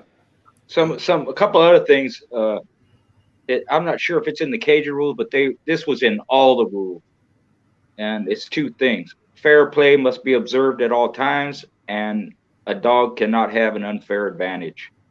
And Oh, Correct. yeah, that's that's to in the Cajun. Hell yeah, yeah. yeah, that's to deter cheating. They even Right. had to, handlers had to roll their sleeves up to their elbows. And in some of the older ones, you'll see it'll say no hypos allowed, meaning injections. I don't know if that was for steroids or for poisoning or whatever it was, but that's in some of them old, going back to the 1800s. No hypos allowed. And another thing, most of the rules say you have to mouth the other dog. That was changed. Some people just hair to hair contact, stuff like I that. But hate that shit. like Box said, you can adjust them to however you like. Like when I used to go to Mexico back in the day, they liked the 15 or 20-second count, even though most of the time it was a 10-second count to scratch. Yep. They like that Correct. long ass. Mr. Gray was a stickler for that. He want 20 seconds, and he would fight for it, So, because his attitude was, if my dog's gonna get there, he's gonna get there. It just might take him a while, Right. Well, you know what, So, Rich? Sometime, and I repped a couple and I felt so bad because me too, brother. I seen ones get there a little late, but then they would have won because the other one was standing there and wouldn't go. But because they couldn't make it there because of the different things that went on with it during the show, Yep. they might have rolled, stumbled, flipped, tumbled, and then by the time they got there, it was too late. But at least they would have made whole, and the other one won by default because that other one was about to jump the goddamn box. Yeah. So yeah, that happens. yeah. I felt bad too, man. I said 10, and the dog took hold, man. It was Right. just half a second too late, man. You feel bad, Yeah. but you got to go by the rules, Correct. But yeah, the other ones broke down sometimes, like you're saying, and they're gonna get there, man. It's just they barely missed the count, 11 count or something like that, and the other one ain't moving. He probably wouldn't have come across, but Hey, it and the is motherfucker what still it is. take the one that won home. Like, what the fuck? Yeah. Yeah, they'd take the one that won home, knowing he wasn't going to. Like, she that wasn't. motherfucker quit. What the Yeah. fuck? He Yeah. just did. That's why I always mouth to mouth if you scratch it. Scratch Right. the wing and mouth to mouth. Because if you on the side or you won, but your shit's still standing there, you feeding the cur, homie. Yeah. Wow. Yeah. They will. And their attitude is, well, he won. Well, so what? in that case, you take the win. Yeah, you be lucky and say your prayers that you got it, but the dog ain't, you know, ain't worthy, Take the man. win and leave the dog. Yeah, So you ought to be better for it. Yeah. Yes, indeed. This is another question. This one was directly to Schoolboy. It says, can Schoolboy give his thoughts on the Bertsol stuff? Yeah. You know, they were kind of like maybe the ones I seen anyways were a little bit different rendition than the BOLIO dogs. And that could be because they have the commonality of Klaus Zeke, you know, Bull is like father-daughter off of Zeke, you know, and BOLIO was right off of Zeke too. But they were like the ones that, like I said, the ones I seen, they were good all around athletes. They were smart, fast. They could fight the head. They fight rough, you know, that type of individual. And his stuff consisted, you know, in the beginning of you know, Corvino stuff, and he added bull, he added some boomerang, probably some other stuff in there, you know. But they were kind of like a good all-around athlete. They had, you know, the ability to adapt, and they were smart, you know. That's pretty much it. Yes, indeed. Yes, indeed. Yeah, they was like the tank version of a BOLIO dog. There you go. Yeah, good stuff. Anybody want to add to that? Brother Bakaram, you want to add anything else to that? Yeah, like I said, that was like the tank version of a BOLIO dog. All the attributes of a BOLIO dog, but a little thicker bone, a little heavier muscle, not as fast, but more fucking devastating. Still smart, you know, still real fucking high ability, still slick, but just a bigger dog of that, you know, because of the inbred on the Zeke dog through bull. That Kohler's bulldog was a big old thick motherfucker like that. Looked like a tombstone motherfucker. You feel me? Right. So, yeah, I like them. I like that shit. The old stuff, I don't know what the new stuff doing now, but yeah, the old stuff, it was the goods. Yes, sir. Well, the surreal stuff that I like primarily came by way of the Alexander Sweet Williams stuff that they was putting all of the good old boomerang added to it. When they took the boomerang and added to it with all that changed the that changed the bone structure a little bit too. And they were way badass to me. I love the old. He was doing a whole lot of 50-50 crosses, you know. So with a But lot of the it's Claw still Zeke the stuff. Black Widow stuff you like though, you know? Boomerang, Of heavy Black course. Well, Widow, you Bolio. already know that's Yeah. always been my my breeding program. But I'm saying it worked. I mean, well, Patrick did it himself. He did a lot of boomerang crosses with his Bolio dog. So I mean, Yeah. but it's not really a cross. It's really line bred, to be honest. So Yeah. True. True. it's not a cross. But Yeah. yeah. I was gonna say when I visited him, he had that. I think he called her Miss Boomerang. He was a little bit older, but I know he used her in Right. his program. You know, back then, you know, like I always say, the guys didn't really tell you how their dogs were bred. You know, sometimes Correct. you didn't find that out till later. You know, or they did whatever they did. But he had her there. He had her. He had Roadblock. You know, SGP. You know, and he incorporated at least her into his stuff. Maybe some other boomerang stuff. But that Sweet William that Bach mentioned, that stuff like Geronimo and all that Alexander stuff, that was some Awesome. good boomerang stuff, man. Jasper and you know, Snowman and them, they were on a high level back in the day. Yes. Indeed. And their physiques, and they, like we said earlier in the show, well, just to go on what Rand was speaking on, hell, I think ADBA's number one family of dogs that win most of the stuff was the Sorrel stuff for a reason. They were hell put together, especially with a lot of that boomerang crosses mixed in there, you know. Mm-hmm. Mm-hmm. Yeah, Sorrell said boomerang would himself would start in your mouth, eat your mouth all the way to your asshole, man. that Right. was kind of his quote, you know. Yeah, very true. Salute to Soul Power, aka Gamed Up Kennels, in the super chat. Appreciate you, man. He said salute to the panel. Salute to you, bro. Appreciate you. Thanks to you, brother. Salute, Soul Power. Salute to What up, homie? That's the homie right there. yeah, most definitely. Salute to James Williams in the super chat. Appreciate the love.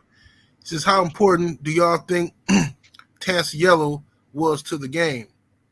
What would you say, Ram? Shit, hella important. He straight still show up in today's dogs, you know? You fucking got a Luke Kane dog, you got a yellow dog. Real game, lot of mouth, lot of finish, you know?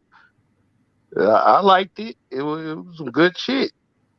But like I always say, he threw his fair share of curves too. But he also threw dogs that could fucking perform and produce just like him. Like he was good to the game. That was a good his fucking dedication and what he put into the game with that dog, you know, that got us here today talking about it. And that shit was in the game before I was, you know. Most definitely. So yeah, that's good stuff when you get it, and there's different strains of it too. You know, like if you got a yellow man dog, you got a motherfucking yellow dog right there. Some of the Pit Island stuff through dogs that was like yellow, you know. So yeah, I liked it. That was an important part of the game. Without that, we don't get fucking Mayday. We don't get fucking 357. We don't get a lot of that shit, man. Most definitely. What's your take, Brother Bach? I'm sorry. If you can refresh me with that question, Oh, please. how important do you think Tas Yellow was to the game? Oh, very important. I mean, hell, especially down in the Carolinas and Georgia, and I mean all of that surrounding Alabama. That's pretty much all I saw. And the true yellow stuff, I'm gonna say, because there's a whole lot of false pads out there coming out of Tas yard. So a lot of things. Let me just say this: a lot of things that was said have been a lot of stuff just off the yellow dogs. A little birdie told me who was in the yard there was a lot of Jeep REDBOY bowling. I mean, Jeep REDBOY JOCKO crosses, but it doesn't show the Jeep in the breeding. So when they start saying what's how's the yellow dogs, depending on what blend is in that yellow dog, that's behind the fake pads. I mean behind the pad, and the breeding is not done right. So it's kind of hard for me to tell. But I'll just say, just far as what they said was yellow, was some good stuff. I'll put it that way. Real good stuff. Indeed. Mr. Garcia, how important was Tas Yellow to the game in your opinion? Important. Yeah, it kind of, you have every once in a while, something comes up, and he was one of, whether it's BOLIO, Bully, Jeep, stuff like that. That's what it was with Yellow. Uh, from Yellow John, he was an excellent dog. I'm not really familiar with a lot of them. Most of it was through Mayday stuff. Ones I seen, they were rugged, durable, long-winded. I think that's what maybe Yellow brought to more of a complete dog than say a REDBOY dog, like that. They had more ability, stuff like that. But they were hot. A lot of people used it in Google, Tant, of course, and a lot of them guys. They from South Carolina. They were popular, man, and it just spread. They even used some of it in South America, Central America. A little bit. I seen a little bit of it in Mexico back in the day. Yes, sir. And just for anybody, the Red Devil dog is not bred the way it is. Just want to put that out there. So if you got the pit stuff and their stock of the show, the Red Devil is bred off of that. That's not his pedigree. Just want that out there. Okay. Right. Trial and Error in the super chat showing love. I appreciate the support, man. He says, I just want to show this channel some support, show this channel my support. Y'all always have a good, clean content. Mr. Garcia, you my fucking hero.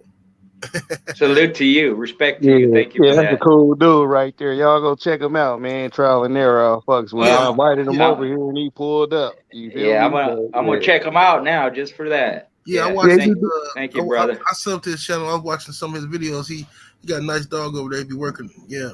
yeah, he Yeah. do his own thing, his own way. You know, he ain't with none of the extra bullshit. You feel me? That's Good. why I fuck with him. Yeah. Good. Yes, sir. Lil Rock, salute to the homie Lil Rock back in that super chat. Appreciate you, brother. He says, speaking about yellow dogs, I want to give a shout out to Walking My Kennels and Bill Holt. He says, what does the panel think of Walking My Dogs and their champion Big John? Also, thanks, Bill. Salute, Lil Rock. Appreciate you.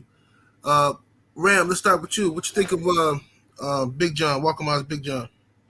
Well, shit, I ain't see him nothing in person, but the stuff down from him, the little bit I seen was as advertised. You know, that's another one of them strains. If you get a good one, you fucking got a good one. I had a homie who was incorporating that shit into his Jeep shit, and you could tell the ones who had it in them and the ones who didn't. They was two totally different dogs. So, you know, I ain't seen no bad ones. I ain't seen a lot of them, but the ones I've seen haven't been bad. You know, there's some good stuff. But again, you know, who got it and what they got it for. Even if you getting it directly from them, you know, if they still hard on the dogs how they was to get the Big John stuff, like all that shit gotta come into play too. Cause you know, it could be a motherfucker who bought the dogs that you know doing what he's supposed to do with them. Now his dogs is better. The line's still going. That's all that matter. You feel me? But yeah, the Big John shit, the stuff I've seen, I liked it. But again, I ain't seen a bunch of it either. Okay. Brother Bach, what's your take on Walking Miles champion Big John? You know, the old Guacamole stuff that I know is really solid bulldogs. That you know, so far as Big John or a couple others, I don't know personally. I haven't seen. They was after I got out, but I just know the Guacamole dogs. Period, especially from people that I know and heard talk highly about the program he was running. So. Yeah, but I heard a lot of good things about that Big John dog, and even the stuff that's super tight off of Big John, still produces a quality animal. You know, so nothing but praises for Walking My Kennels. Indeed. Yeah. And what's your take, Mr. Garcia? Kind of like Bach, you know. They were popular after, but to go along with the theme of the chat, the dogs I was talking about in Central and South America, you know, are Big John and Invicto stuff. And I heard, you know, back then they was a good one. You know, my buddy seen them. I didn't really see them. You know, like I said, they were there after I got out, but they're praised highly down there. The Invictos, the BOLIO stuff, and the bulk of my stuff was through Big John. Supposed to be solid dogs. Yes, indeed. So let's go to this question here. I'm gonna start with you, Brother Bach, on this one. He says, historically speaking, if a dog curd out at 15 months and then won 2 at the age of 4, is he or she still a cur? Is it okay to breed? Your take on that, brother. Let me just say this. Any dog that stops is a cur. Okay. I seen Rastaman Boone's drill bits go into Tito, and she quit at around 15, 16 months. He also championed that bitch out. So it didn't mean that she would, and she stopped a few more times in between her championing. So, you know, he had more heart than me. When the bitch would have quit, that would have been it. for me. But he went on to champion her out. She lost several times after she quit at 15, 16 months old. So my thing is, again, a cur by its definition is the one that starts and stops. So it doesn't matter if it was 15 months old or 4 years old.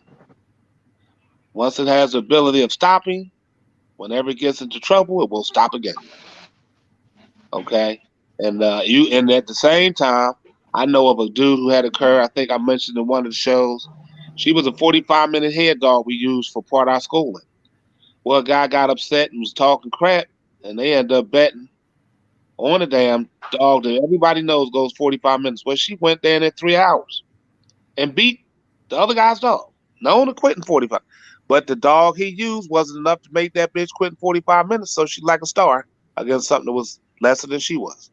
So a lot of times a dog ain't curring out if you can't beat their ass up, and unless it's some dogs that just stop with a 45-minute clock, whether they're on top or the bottom. But some of them will beat your ass until you make them say, oh, well, they don't like it no more. But if dogs they on top and looking good, then some of those dogs can win. So, but again, dog stop is a cur. Okay. All right.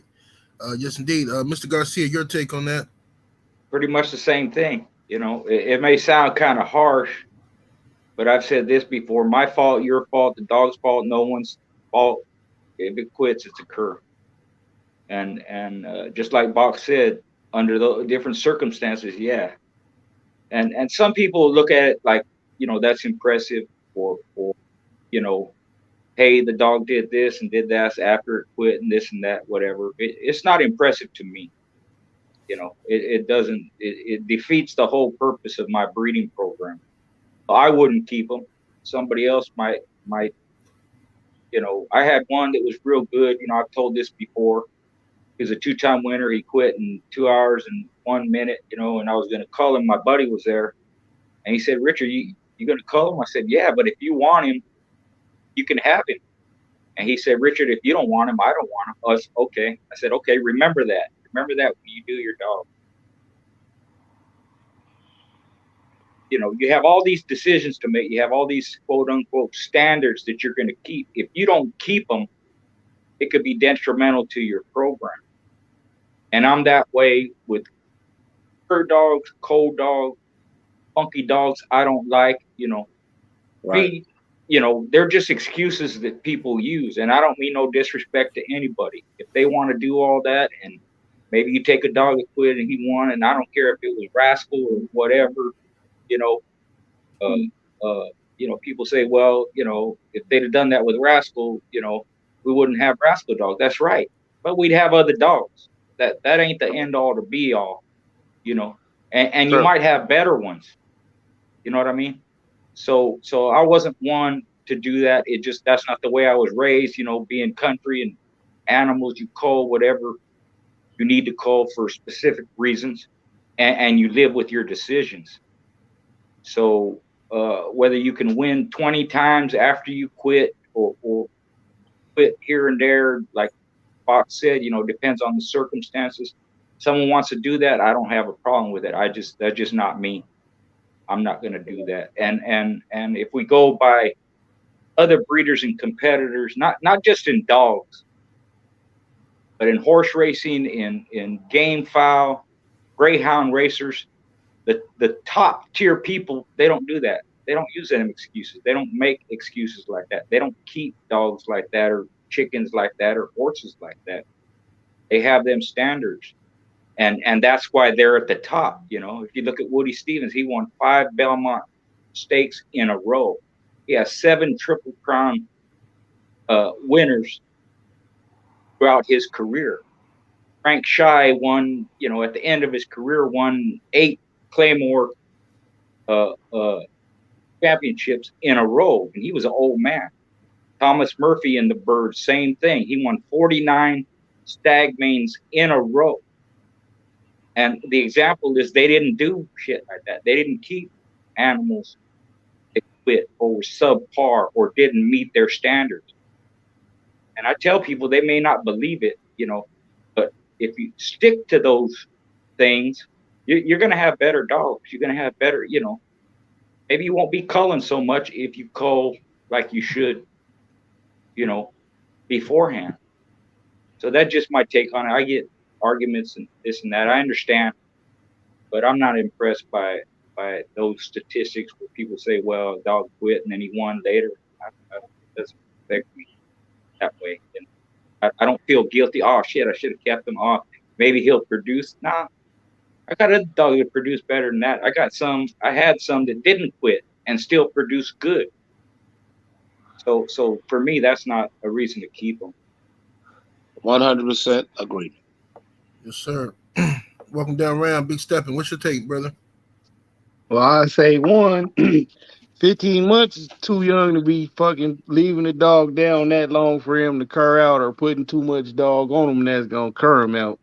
That's why most motherfuckers advocate to wait till 2 so that shit won't fucking occur. But in the event that he fully started and all of that, you just fucking fed a curve for the next fucking what 2 years and 9 months. That motherfucker go win till he's still a fucking curve if he fully started, and mentally there. So I done seen dogs that not started but fuck your shit up when you let it go on them trying to start on them. He just defending himself. He ain't really fucking interested in that shit.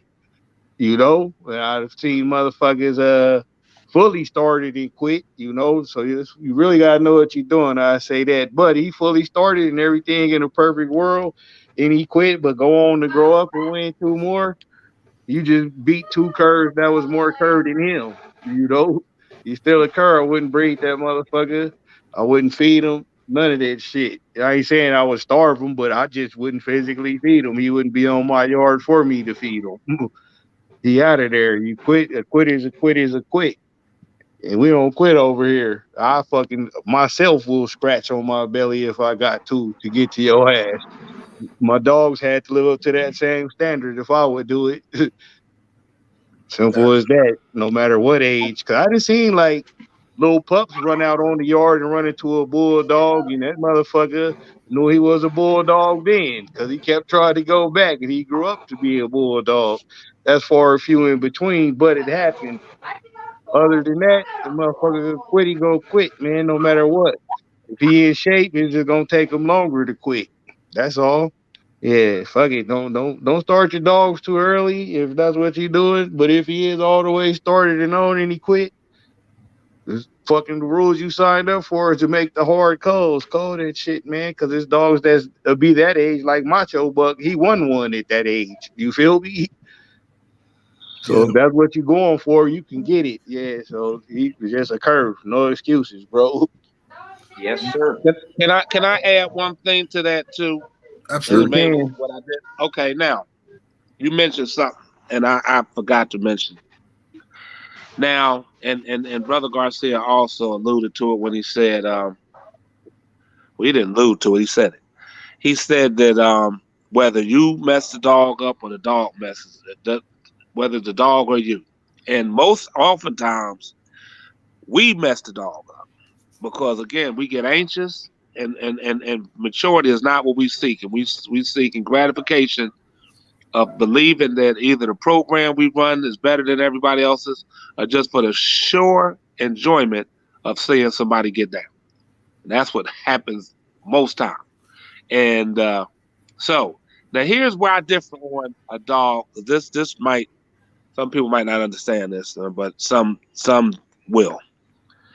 A dog that quits that never started, to me, I don't look the same. And what I mean by that is, this dog is fighting more defensively than offensively because it never really want to do nothing. It's really just doing something because it's basically one is in front of him doing it to him.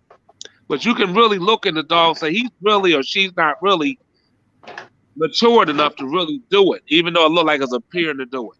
And so say this dog really kind of went over, but not really wanted to go over, and then it didn't go. I might, depending on the age, I might tell a person, I would sit on that dog for maybe a whole year because y'all didn't have no business doing that. The dog was never, I don't care if that dog killed several dogs. It doesn't mean that dog was mature enough to ever want to do it in the mind. Exactly. Yeah, that's pretty Okay, much what I was trying to say, OG. Like I right, done seen that happen. Like you let your shit go and he'll crush your shit, but right, that's right. because you Kill it. trying to crush him, you That's know? it. But it's right. It's only it's the same as a person. Like you got a dude or a woman who really a compassionate person and don't really want to hurt. Not that they don't. Not that every person don't have the ability to actually kill somebody. We all do. A lot of times you have those that really enjoy hurting and killing people, and you had a person that if you make me do it, I'll kill just as fast. So now when it comes to the dog, that dog might have isn't there yet with that intention of wanting to destroy the opposition. So it's going, but you can tell that this dog is not really there. They killed several dogs. So I'm gonna just use one example. I went into a dog when I sold the dude I had brought for William Penny. Dog killed several dogs. I told this dude, I'm gonna sit on this dog because I can see this dog's maturity is not there. It's killing dogs just because it can, but there's no real want desire to do it. It's just doing it because it has the ability to. Well, he got the dog for me and ended up going into a partner of mine, and I ended up conditioning the dog. Of course, when we beat the dog that I sold him. But the dog we had was a piece of crap. And I said, if I had your dog, I would have put this one to sleep in 5 minutes. Well, so he said, well, what should I do? I said, well, I told you it wasn't ready. Just leave the damn dog alone. The dog, he leaves the damn dog alone. Well, that dog beat about 9 more goddamn dogs afterwards, after he set it on the chain a year. And now it wanted to kill everything, and it did it convincingly. Never stopped, destroyed everything. But so you have to, so sometimes we can look at it, and if you don't know what you're looking at and just see it just for what it is, then that might not be the truth. What I mean by a cur is one that truly wants to go and goes until if something's getting on their ass for whatever reason and stop. That dog is the ones I'm talking about. Not so much the one that was never truly in the fight to begin with, even though they're fighting. Okay? So Right. if that makes sense to some. Perfect Yep. sense. Yep. True, Bob. And that's where, like you said, your eye, you got to know what you're looking at, because Correct. if a dog hasn't started, you know, those types like you're talking about, they fighting back. They not fighting. They're not mature in their head. They haven't really got mad. That's the way I look at it. They got to Correct. get mad to start. Even some, you try to start them, they freak out, and people will call them because they never really started. You know, they didn't even want to be in. They have no idea what they're doing. That's not the same as a cur. That's not a cur. You know, Right. it's just as simple as that. If they haven't started, then you can't judge them on what they're doing. And that's a good point. That's something that people should really think about and understand what you're looking at, you know, and seeing what you're seeing. It's two different things. Correct. Yes, sir. Salute to the brother Zachariah 23 in the super chat. Appreciate the support. He says, "Good evening, fellas. What success have y'all had with half brother sister breedings, especially different sires and same dame?" Mr. Garcia. Yeah, I made one breeding like that one time. There were pretty good dogs. It had a couple of winners in it, but Boyle's made a career of that. If you look at his, especially on, you know, most of them were half brother, half sister off of Dirty Mary, and that just shows you what a good producing female can do, or a male. Same thing. It's line breeding in the respect that you have the influence of that male on both sides of the peds, but the other side is if you're concentrating on the female, she's the same dam on both sides of the ped, bred to different males, or you have a male that's the same sire or grandsire on both sides, but he was bred to two different females. It's can be a real effective way to breed. And Boyle's made a career of that, breeding half brother, half sister off the dirt. If you look at his peds, there's a lot of that in there, you know. And it's one of the most popular, effective ways to breed. It's a good way of doing it. It's concentrating the traits on one individual, and you have those outs in there, so it's not too tight where you have, you know, effective inbreeding that can come out. So yeah, it's a good way to breed. Yes, sir. Brother Ram. Yes, sir.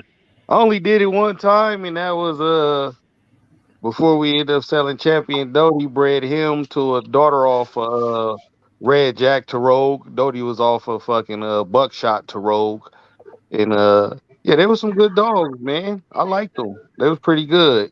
They was a little bit big because of the red jack in them, but they was still vicious and ferocious like the fucking old dog or buckshot shit in there too. So it was pretty good. It was like fucking still all red boy JOCKO shit, you know, and they was closely related, they cousins, you know, so I liked it, you know, but I only did it once.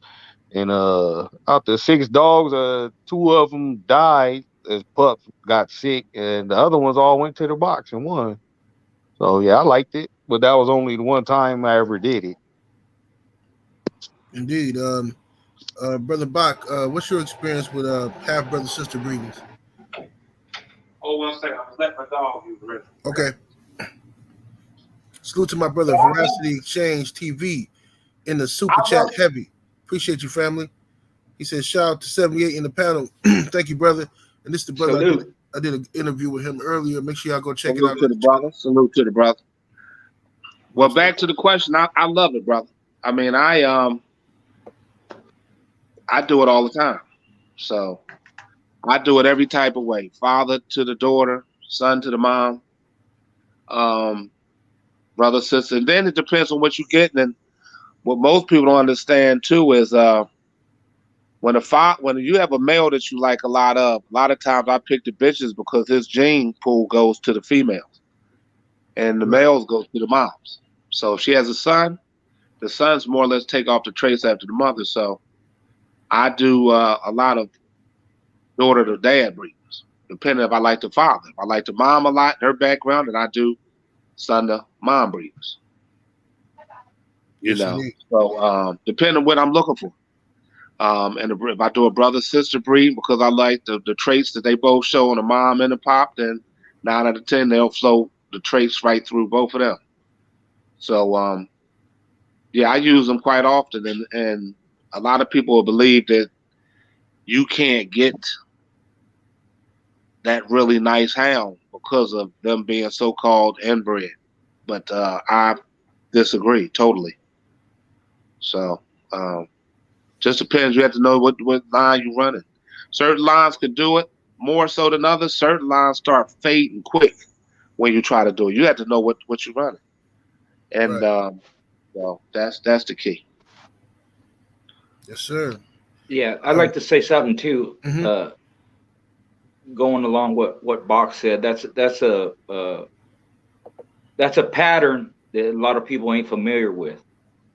Where the daughter takes after the sire, and the son takes after the mother.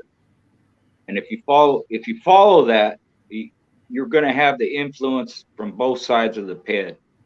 Correct. You're gonna, and I explain it this way, right? Why follow that pattern? Because if you have a male that takes after his dam, he's a male, so he already has male traits. You want her traits in him.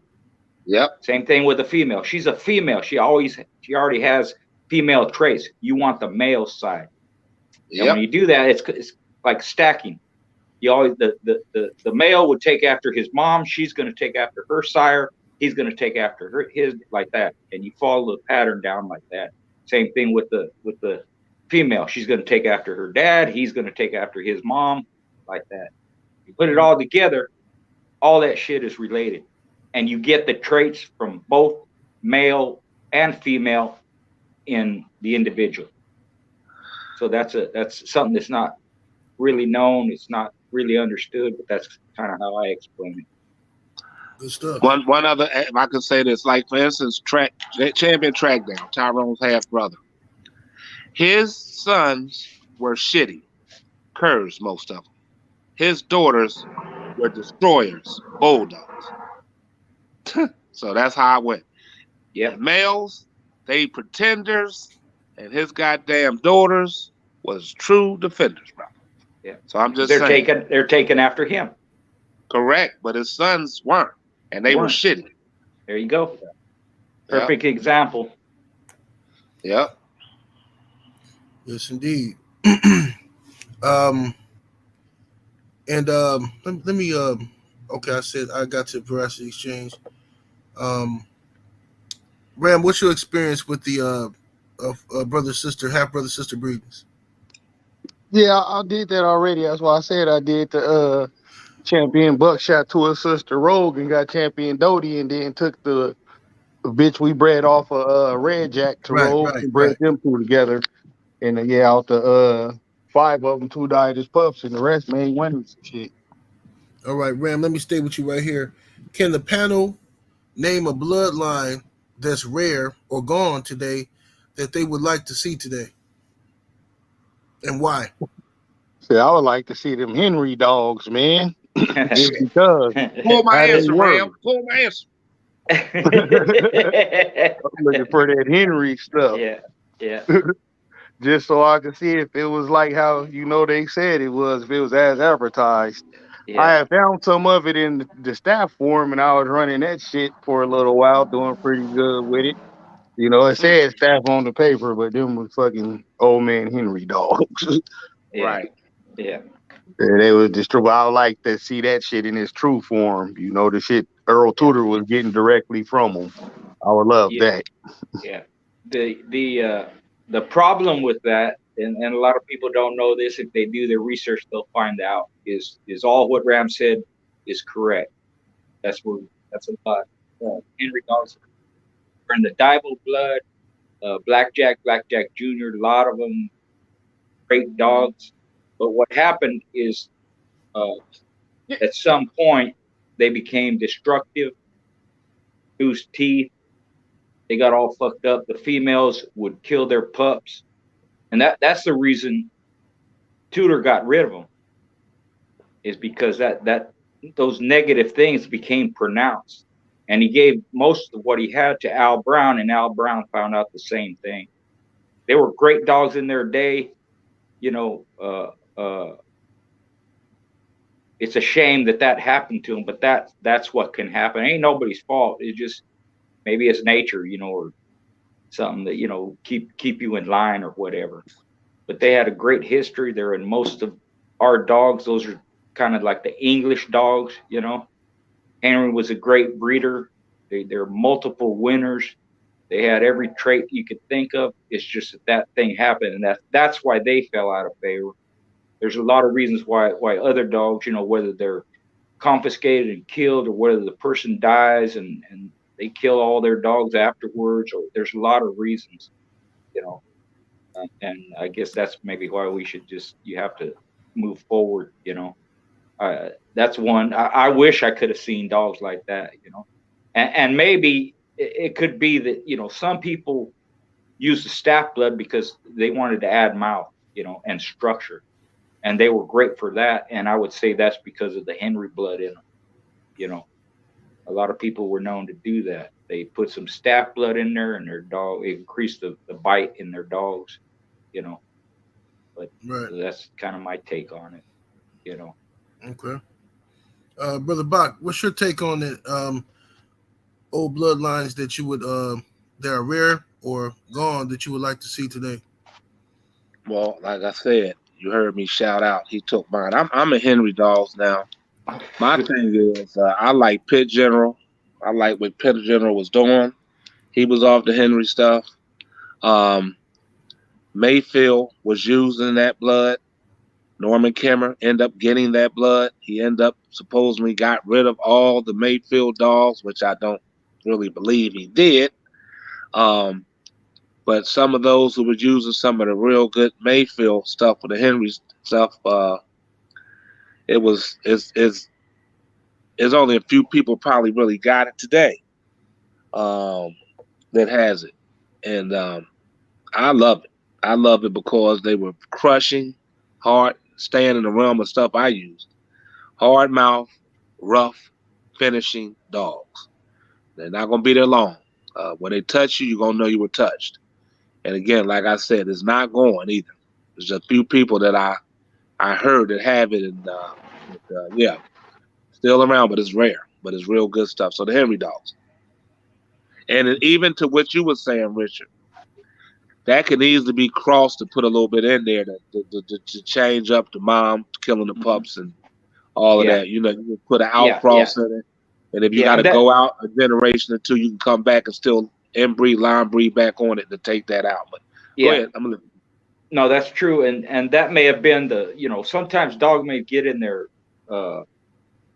they don't like to breed out, or they don't want to lose their blood, so-called purity and all that, Right. and sometimes that's all it takes. You go out because what Bach said about the Mayfield dogs, and like Sunshine and all that stuff. There was a lot of guys back then that were using it, and they were known for being bone crushers, but some of them dogs were some of the gamest dogs too. If you look at like what Ronnie Anderson did, or all them guys from Oklahoma, even Saphiakis, Paul Saphiakis up north used it, Yeah.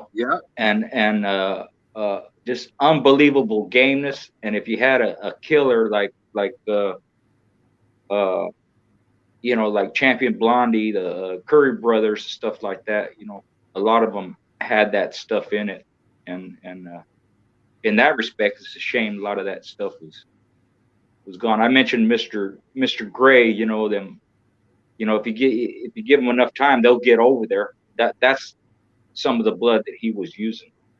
Just Usselton and even Gene Matson and Ronnie Anderson, guys like that, had a lot of that blood in there. Champion Spade and dogs like that. But that's what it would take, just like Bach said. You just go out. You ain't gonna lose the blood because it's so old. And that's one thing about old blood. It has a tendency to dominate. Right. So even if you go out, you're still gonna get the traits of that old blood. You could fix some problems with it, and then you go back to that stuff. But a lot of the old guys, they didn't like to do that. It happened with Heinzel, Sorrels, a lot, and the blood deteriorates over certain amount of generations. That's one of the way they lost it. Or if they threw a cross in there every once in a while, it's not going to take away from your blood, because like I said, that stuff will dominate. You're still going to have the traits of those dogs. They're just going to have an out in there to help, Mm-hmm. Yes, indeed. Salute to Lil Rock. Back in that super chat. Appreciate you, Lil Rock. He says, well said, Richard. What does the panel think about mother to son? I'm not a proponent, but father to daughter seems to work much better. What does the panel think? Is there any difference? You can go ahead with that one, Mr. Garcia. Yeah, he's right about that. It wasn't done as much as father to son. I don't know the reason why. There have been some successful, and maybe nowadays they do it more often, like Bach mentioned, I don't know why it wasn't done a lot.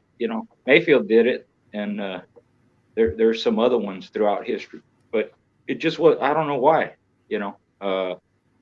I wouldn't think it would be different unless there's some science to it that I'm not familiar with.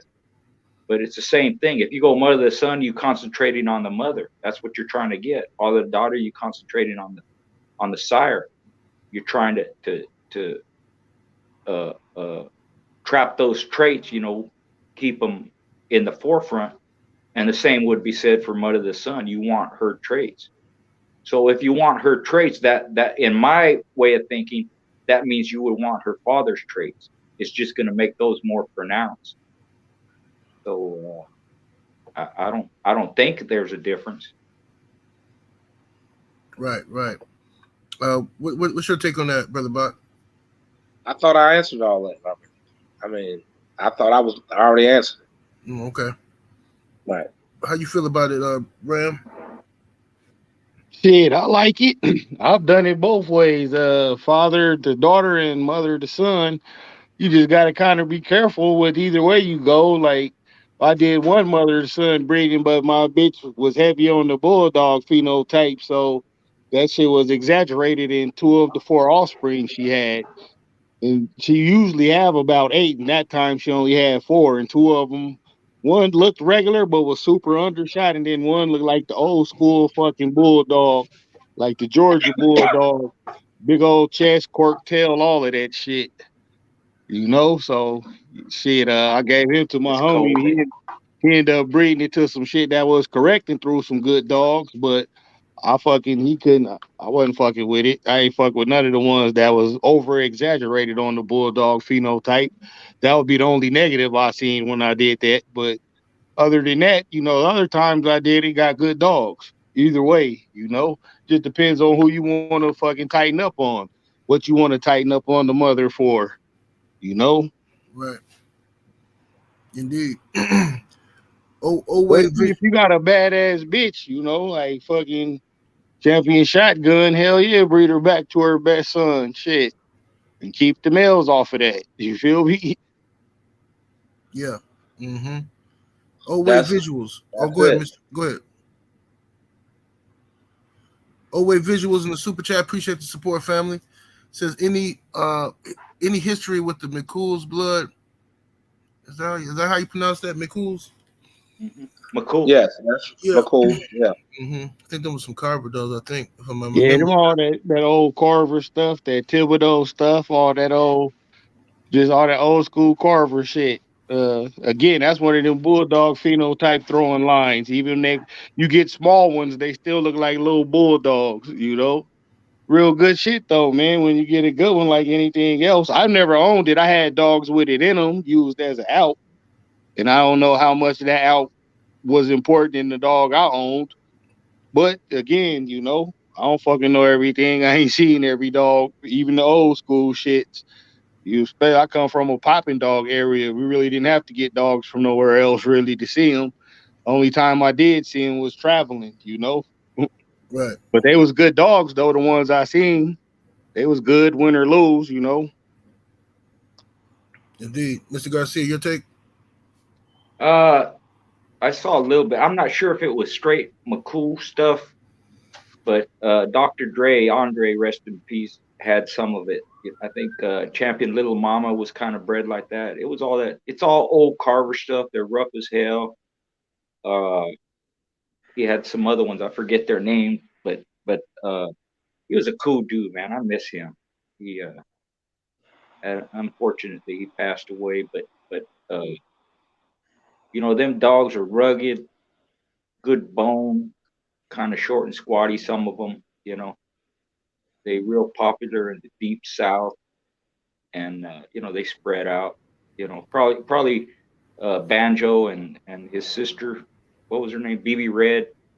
They might not be McCool stuff. I can't remember, but it's that blood. All old cars, Butcher Boy and Arch Missy, Stompanato stuff, and that stuff. Uh, they were good dogs. They used a lot of that stuff. Yes, sir. Um, Brother Bach, any experience with the McCool stuff? Not so much with McCool stuff, but I use the same formula minus the Butcher Boy. I deal with the Art Missy Stompanato heavy. His is pretty much with a touch of coming off the Courage Jumper and stuff like that, touching off the Satch blood. With Hoot and Butcher Boy stuff crossed in with the Art Missy Stompanato stuff is pretty much so. He's using the same thing that LG, Coy, and There you go. myself, old school, different people who use that Carver cross, that Carver heavy. I'm a Carver man forever. Love the dogs. Love the just like that Cochise dog, off the banjo stuff. Same stuff. Heavy chest hitters. If you don't know what you're doing, you'll be out of there in short order. And even if you make it to a long distance, you got a casket waiting on you because of the damage that was done in your chest. Mostly front end is tore up, and stifles. There goes stifles too. Yeah, I've been using that for almost 4 decades. Same blood. Yes, sir. Another question we got here is I'm gonna start with you, Mr. Garcia. Question says, we often look for the best attributes in our dogs, but what would the panel say are the best attributes, your best attributes as a dog man? Well, my favorite thing to do was to handle. I like the conditioning. I like breeding. I wanted to have my own dogs, my own family of dogs. I think you do better that way than any other way. You know, it's important, and not everybody does this, but it's important to be all inclusive on everything. Breeding, pups, how you feed them, how you raise them, to knowing how to condition and handle, and aftercare, all that stuff. So it's not just one attribute for me. It's being all inclusive and knowing as much as you can about everything. And you may not be the best, like myself. I wasn't the best doctor, but you should know enough, and do as much as you can in every aspect of the dogs. I think that's the best attributes you can have, is just be all inclusive and do as much as you can and know as much as you can and learn as much as you can. I think you'll have the best success doing it that way. But you can't always depend on someone else. It's just like anything else. You should want to know and do as much as you can about whatever it is you're interested in, dogs or anything else. Yes, sir. Brother Bach, what would you say your best attributes were as a dog man? An eye for a dog. Yes, sir. My schooling techniques, and my not ever going to go out to dance with one that I haven't truly looked at. Okay, if I can even do that. Was a discussion came up in school boys thing today, and it was about how many times one had to see one do certain things before they can just go. And like it's always that exception to the rule. You might have one that went out at 16 months, like MACHOBUCK, and ended up being the grand champion. And then I would say he lucky he didn't run into me, because I don't bring children to a dance. I'm coming with a grown man. And I believe a lot of times, if you just look at yourself, it's real simple. You at 14 years old and look at yourself at 28. Who you think will win? Absolutely. You at 14 or you at 28 years old? Just to me, it's just real simple. Okay. Even as a 40-year-old man, I am not the man I was at 28. I thought I knew it all at 28, didn't know shit. Then when you get to 40, and then you say, well, damn, you by the time you hit 50 and start going up, you start saying, well, damn, I thought I knew it. So you always learning, you maturing, and wisdom and all that. So, I mean, I just say that to say that a lot of times people will do things based on what they think their eyes can see, instead of putting the true work in. I mean, like I said, I don't know of anybody who went straight to out of high school with no teaching, and then went to college and aced every test and didn't really ever get the basics of arithmetic, reading, the science, and so forth. And I think that my thing was I was very, very hard in my program, and that I made sure that I was very prepared. So I took great dedication to making sure I felt I was the best prepared going to be there, in terms of my dog able to not be at no shock value when it get there, to see something that it never saw or felt before. I was going to make sure that it had been touched everywhere, so when it get there, it was nothing that would freak it out no further than what I was going to do in the house. So I basically say my school and preparation, and eye for a dog. Yeah. Yes, sir. Walking down Ram, Big Steppin', what would you say is your best attribute as a dog man? Shit, my honesty. I'm honest about my dogs, your dogs. The dog I'm looking at running across the street in the park right now. That motherfucker, he get fucked up confirmation, but they love him. I'm gonna be honest about it. You feel me? That is my respect for the game. Like, when motherfuckers who I was fortunate enough to come across, who had time in the game, was really successful with it, I would shut the fuck up. No matter how big my ego is, what I do, how many little homies I got. You know, I shut the fuck up and listen to you because fucking you did something right. So I want to know what you did. I'm gonna learn how to do it and incorporate it into my shit, man. And that right there alone, how I became a good handler, a good conditioner, and just by just shutting the fuck up and respecting the game. Them my two best attributes. I'm gonna be honest as fuck. You gonna like it or you gonna leave it. But I'm gonna tell you the truth. Well, see you pull your shit off the truck. If it's a curve, I'm gonna tell you. How I know? Because I've had enough curves to tell one when I see one. I don't care he in shape or not. That dog fit quit. 9 times out of 10, you brought a curve. Don't be bad. That's my honesty Yes, and sir. my respect for the game. Like shit, I still call these two right here. And I ain't even conditioning dogs and still call them when I fucking got a question. You know? Indeed. Much love. Indeed. Hemi James in the super chat. Much love and much appreciation, family. Hold on, no, Reed. What's your answer? That's Oh, part. Yeah, okay. you I didn't know dog you. man too. Hey, Come on. I didn't know I qualified to answer this. But, You but feeding dogs every day, cleaning but up after them, ain't you? yeah, I would say, All right, then. my best attribute is I would say my willingness to learn. You know, I can learn from anybody, and I never feel like I know everything, and I feel like everybody has something you can learn from, something you can teach the next person. So, I'm a sponge. You know what I mean? I take some bits and pieces. I have the ability to listen. I can listen to somebody spit an hour worth of bullshit, but I'll catch that 5 minutes worth of good game. And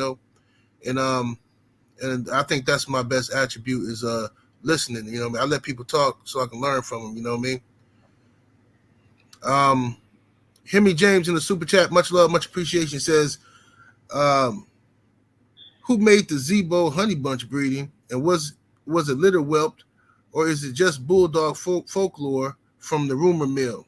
Mr. Garcia. Yeah, Zebo was bred by Lonzo Pratt. Mountain Man acquired them.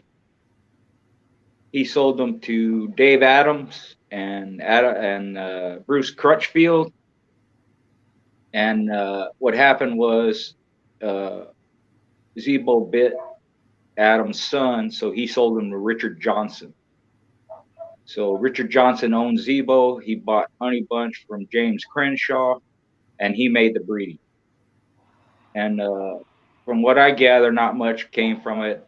I heard there was a couple of game dogs out of that, but it was just it wasn't a super breeding like other litters that Zebo and Honey Bunch threw. But it was Richard Johnson who made the breeding. He was the last owner of Zebo and Honey Bunch. And Man, that would piss me off. You got two Rom dogs and breed them together. Yeah. Fucking can't get one goddamn winner. Yeah. God damn. Yeah.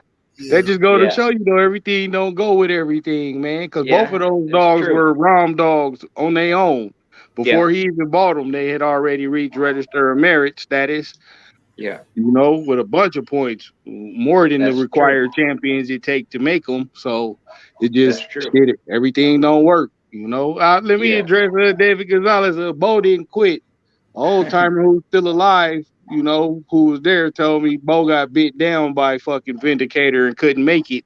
He even showed me an old school picture of fucking Bo looking like a pile of dirty clothes in the scratch line. He was just bit down, couldn't make the count. He didn't quit. Bo went on to win 7 more after that.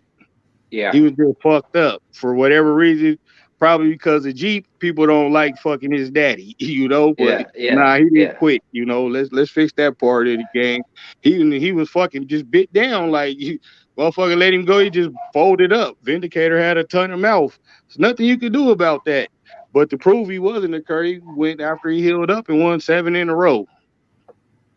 That's true, and a lot of people consider him the best producer of all time because he had at least one champion every time he was bred. That's the rumor. And if you go through his breedings, you'll see them all in there. Champion Bronco, champion Magnum, champion the Jeeps litter, Grand Champion Outlaw. Was a 7-time winner. Yeah, by the Hell So-So boys. They bred the hell out of Bo and got a lot of badass dogs with They no honey did. bunch in they dogs. Yeah, Hey yeah, man, it's some they bullshit did. right now that's bred up. I seen on Pazzo Live. I was like, God damn, that shit working like a motherfucker right now. You know? Hmm. I was Hmm. like, fuck. So yeah, that bullshit, yeah, don't get fooled by the old school shit, man. Bo didn't quit. He just got fucked up, If you if know? you if you want to be to me, it was Bo that made Jeep a registered merit more. So the honey bunch ain't produced. I don't give a damn. Even when she bred the rascal and different dogs, she wasn't producing that good. It was Bo that was out producing honey bunch. In a way, I mean, honey bunch got a lot of her credit off of goddamn Jeep and the Yeah, because dogs and that everybody breed, the made breed Kemp. Tubo. Exactly. Tubo, Yeah, Yeah. right. yeah, She got yeah, a lot of her points off of there. Not saying she wasn't a great producing bitch, but people don't want to give Finley Bow really a lot of that credit, and it was because Finley Bow was able to breed to anything. yeah. Yeah, He That's a you could good get breed some point. that goddamn motherfucker bulldog. to a Dalmatian and you get a Right. champion Yeah, in 3 years. yeah. Look at some of the females he was bred to. You wouldn't even recognize their pedigree. You're like, what the hell is At that? all. Right. You have to go back and look. But and it wasn't just champions. A lot of a shitload of winners, 1 and 2 time winners, Right. and Right. game losers and like that. So yeah, that's why they consider him that way. There's three things in breeding, and I've mentioned this before, but I'll do it again real quick. You know, uh, back in the day, there were like 9 million, uh, and they took all this information from different breeders, different performance and working animals, and they sent 9 million bits of information to IBM. They ran it through the computers, and what came from that is what mattered most was how you raise the animals, how they're fed, how they're kept, the conditions that they're brought up in, who's doing the breeding, who's behind the animals, and if certain litters click. And and to the point I'm making is Zebo and Honey Bunch, it just didn't click. And that happens a lot. And you could get some of the best individuals that you would think, whether they related or not related, and you think this should work, and it don't. That happens. And that's all it is. It didn't quit. It didn't click. And I think that's the case. I kind of lean towards, well, they were old too. Maybe they were past it. Whatever the reason, sometimes things don't click. And I think with Zebo and Honey Bunch, just didn't click. You know. Indeed. Zachariah 23. Salute to you. Back in that super chat. Appreciate the support. Says any dogs y'all had on your yard or seen that you were confident was going to be special but died early? Brother Bach. Yeah, I had a litter that I'm still crying about. It was off of Tyrone and a daughter off of Lou Jack to a Mims bitch, and was four of them. And when I tell you, alligators with hair on their back, anything they touched, 50-cent size holes were being taken out. So you couldn't even roll them on each other or nothing really. They were just destroying. And my good buddy came to the house, which my brother told, do not let him come over here because he would track Parvo just to find just this recently, almost 40 years, well, 30 something years later, he come to find out to tell us that he's never ever goddamn vaccinated none of his puppies. Oh shit. Wondering why his whole yard was contaminated. When I say the worst case of Parvo, he was like bad luck rock. If you walk into your house or yard, he's killing everything. So he came over and killed four Tyrone pups that he was definitely gonna be way better than Lexus, Coop, and the rest of them. They were phenomenal. 2 males and 2 bitches. And I had a litter off of Rick Rude bred to my Miss Gunner bitch, who was a brother-sister breed, and it was off of Quincy to an inbred Giroux bitch, and I bred her to Rick Rude. So would have had the Tyrone type with his daddy inbred off his dad. So would have had some of his traits along with Rick's prey drive and damn ability. I was looking for some hellacious shit on. They were hell of a puppies too, and he killed that whole litter. So yeah, those two litters, only if they would have made it, what would have became of those two litters. So yes, that would be the two. Wow. That would be. Brother Ram, what's your take on that? Man, damn near the same exact story as Bach, but with fucking the best son we kept off of old dog, or buckshot to rogue champion Doty littermate brother, way better than Doty. That's why we kept him. It's all Doty, even though Doty, was a champion. Bred to my fucking Coca-Cola tackleberry shit, man. Them motherfucking dogs was the goods. And I let this old dirty foot motherfucker come to the crib and then he track coccidia all over my whole yard. Now, mind you, I had Giardia before Parvo, so I'm treating it as them two. I've never seen coccidia before, or Giardia, nigga, or coccidia. I mean, man, my motherfucking shit every day, boom. Just down the line, like every dog he went to, the first one died first, the second one's all the way down. I was mad as a motherfucker, man. Damn. To this day, I want to sock that fool out. I ain't seen him since. But yep, them motherfuckers was the goods, man. Like I was just getting ready to come out with them. It was like that summer, that winter. I was finna start calling weight. That motherfucker called all my shit like, you dirty foot motherfucker. I hope your feet fall off, you son of a bitch. What about you, Mr. Garcia? Yeah, I think, that happens to all of us, and we ain't never gonna forget it. But I had a litter. It was off of Rowdy, Dunleavy's Rowdy, which was the sire of Big Red, bred to Sissy, she was inbred Jeep. So these were real tight Jeep dogs. And I gave one of the females to Dunleavy. I don't know what happened to her. One of the females, the female that I kept, she got stolen. I rolled. I game tested Blockhead. He was a good dog, and he died after the roll 3 days later. And then Tommy, which was the best one, he had teeth they looked like knives in his head, man. And being dumb, of course, I rolled him at 11 months old. He killed a 2.5-year-old dog in 18 minutes, 11 months old, put them holes in him. He didn't die from that, but later on, he died in a kennel accident against Big Red. He was on the chain. Big Red was off the chain. Big Red, a bigger dog, a good dog. And it was in the summer, and it was basically the heat that killed him. I got to, I don't know how long they were out there, and Big Red was in his throat. He was still alive, but I couldn't save him after that. He was too far gone, and the heat contributed to that.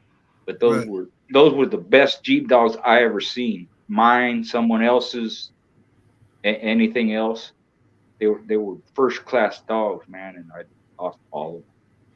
Oh, that sucked. That's fucked all the way up, man. Yeah. I got pictures of Tommy. There's a picture of me. Not Tommy, but Blockhead. He's a beautiful animal, but he was a good performer, and he could do everything. But Tommy was the best one because he was a killer, straight out killer from a pup. Indeed. Salute to Trey Brown in the super chat, man. Appreciate you, bro. He says, why is there confusion about Jeep's father? Yeah, Ram said it earlier. Ram corrected. It's just some stuff about Bo supposedly quitting, but he didn't, so that's what all that is, brother. Officially, Game Bred Monk in the super chat. Appreciate the support. Says, salute to the panel. Should a house dog still be getting chain work daily? Good to be back in the chat, by the way. Salute to your family. Appreciate you. Brother Bach, what's your take? I'm sorry. It was breaking up on that. What was the last question, brother? He says, should a house dog still get chain work daily? Oh, I believe the chain is very important. Oh, hell yeah. a chain body versus a dog in the house is totally different body. Totally, they seem to be a little harder to me on the chain. So I mean, even though I start out pretty much all my dogs in the house. Every puppy comes in the house first. I have to, so then, depending on which ones I keep in the house for longer periods than others. But even if I was keeping a dog in the house permanently, I still like it to get some exercise and work on the chain for an hour or two a day. Right. Okay. And what's your take, Mr. Garcia? Yep. Same with Bach, if it was in the winter time, we had a pantry, and that's where we had the females whelp the pup inside the house. If the weather was better, I had like a shed, it was enclosed. It was big enough to roll dogs in there, but I would whelp the pups in there if the weather was good. There's benefits to bringing them inside, but they definitely need to be outside too. Like Bach said, it makes them harder, gets them out in the elements. They got to learn to live. If you have 4 seasons, they should know how to. We should know how to adapt to all 4 seasons. Cold, heat, spring, fall, like that. They should have that. Even if it's just for a little bit every day or whatever, or have them out most of the time. Maybe you can bring them in sometimes. That's good too. But yeah, they definitely need that pain life. Yes, sir. Not to mention the anxiety. Yeah, they'll go through in the house all day. That's true. That's true, because they're enclosed, and if you live where you can't have them on chains like that, just have kennel set up if possible. Outside. I prefer them outside rather than being enclosed in a building or something, because they're going to get sunshine. They're going to breathe fresh air like that. Yes, sir. Yeah, it's good for them. What'd you say, Ram? And I said it on a few shows back, that chain body versus that motherfucking off the couch body is 2 different bodies, 2 different dogs. So hell yeah. At least 2 hours a day on the chain. And like Mr. Garcia was saying, if you live in an area where you can't do that, you get up off your lazy ass and walk that motherfucker 2 hours a day type shit. Keep his body hard. In those situations, it's up to you as a handler to keep his body right. You want him to be an athlete, you're going to have to fucking get out there and do some athletic shit with him if you can't keep him on the chain. But yeah, that chain is nothing like it. The motherfuckers could run it, jump it, whatever, Put them on the heavy chain, fucking they be strong as a motherfucker when you take them off of there, because they got used to dealing with that amount of weight. So it has its benefits, man, and its perks. So hell yeah, put that motherfucker on the chain, man, and do some shit with them. Yes, sir. Yes, sir. Lil Rock back in that super chat. Appreciate you. He says a lot of people don't know Jeep was bred to Honey Bunch and got nothing. Yeah, see, that go back to what Bach was saying. Maybe Honey Bunch, good producer, but wasn't that good, Indeed. Zachariah 23 in the super chat. Appreciate the love, man. This is y'all almost made me cry with those stories. R.I.P. Yeah. Hey, man, that shit happened. Like one of the brothers in the chat said, man, you ain't no dog vet till that happened to you. You keep going. There might be some truth to that, because that shit suck. It's heartbreaking, and that was breeding to. I know I was looking forward to. I know Bach was. And motherfuckers get right there to the finish line, and the engine brake on you. Like, what the fuck? Yeah. That shit is like a kick in the balls with no draws on, man. Yeah, it hurt. Yeah. Not with no draws. God, with no draws, that shit hurt. Hey, Ram, you remember when Ma told that story about the dog almost biting his dick off and shit? Yeah, going out there feeding the dog with his boxers on. And then he was tip drilled. He almost lost his tips. Yeah, that's fucked up.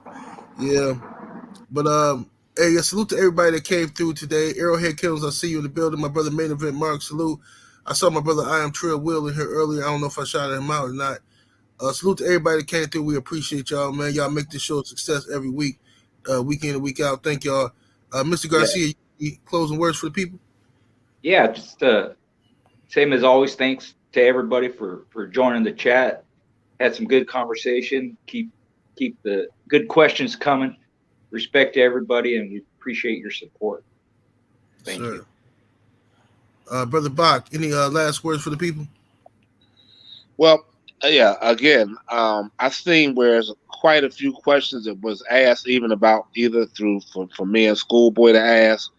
And again, it's not that brother Kevin is looking to just capitalize on somebody just spending all types of money on through the chat, but when you have maybe 100 guys in the chat with different questions, you can't answer all of them in the questions we already have as a panel that's already prepared for us to answer. So it's best that you hit the super chat so we can answer everything comes through the super chat. You understand? So it was several things they asked of me, or they might have been asking of any of the other panel members that we would love to answer.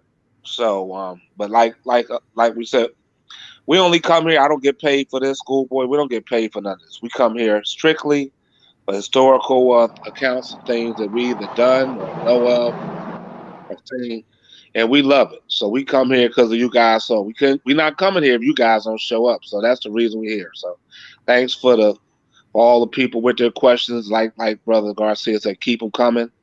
And it's a pleasure coming here to see you fellas.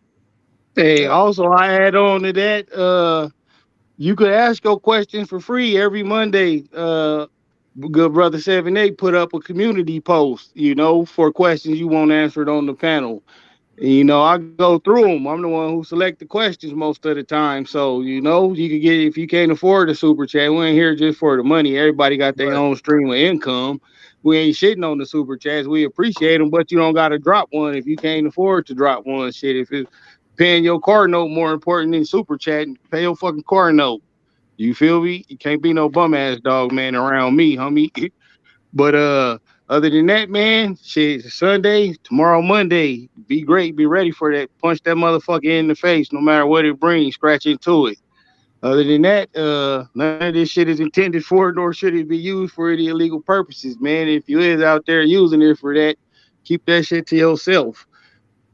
If you still drinking, don't be drinking and driving at night. If you out here where I'm at, they cracking down on street racing, so fucking stop that shit. We ain't in Oakland. They taking motherfuckers to jail for that shit. Yes, Other sir. than that, salute to everybody who came through. What up, AJ, homie? I see you. Man, another good show down in the books. I fucks with it. Yes, sir. Salute to Sir Scrooge in the super chat. Appreciate the support. Say dudes. Appreciate that, man. Thank you, brother. God damn, we on here 2:37. That shit, I thought it was only ever feel like 45 minutes. Yeah, That's what I said, man, shit, I gotta get off of here. I gotta go down here and help my wife with this stuff downstairs. But salute to everybody in the building. Make sure I go check out Schoolboy's Registry. You can contact him on Facebook. The link to that should be in the description. Sir. You know what I mean? And awesome measure. yes, Thank indeed. you. And yeah, if you don't know that by now, man, like fuck with it. It's the fucking best shit out. I'm telling you. When you get your certificate, you gonna want to put it in the frame and hang it up on your wall. Motherfucker don't think you graduated something. That's how cool that shit is. Yes, sir. All right, y'all. Thank y'all for another successful show. We'll see y'all on Friday, man. Salute to the chat. Peace. Thank y'all. We up out here. Much love to the panel. Peace. Peace to everyone.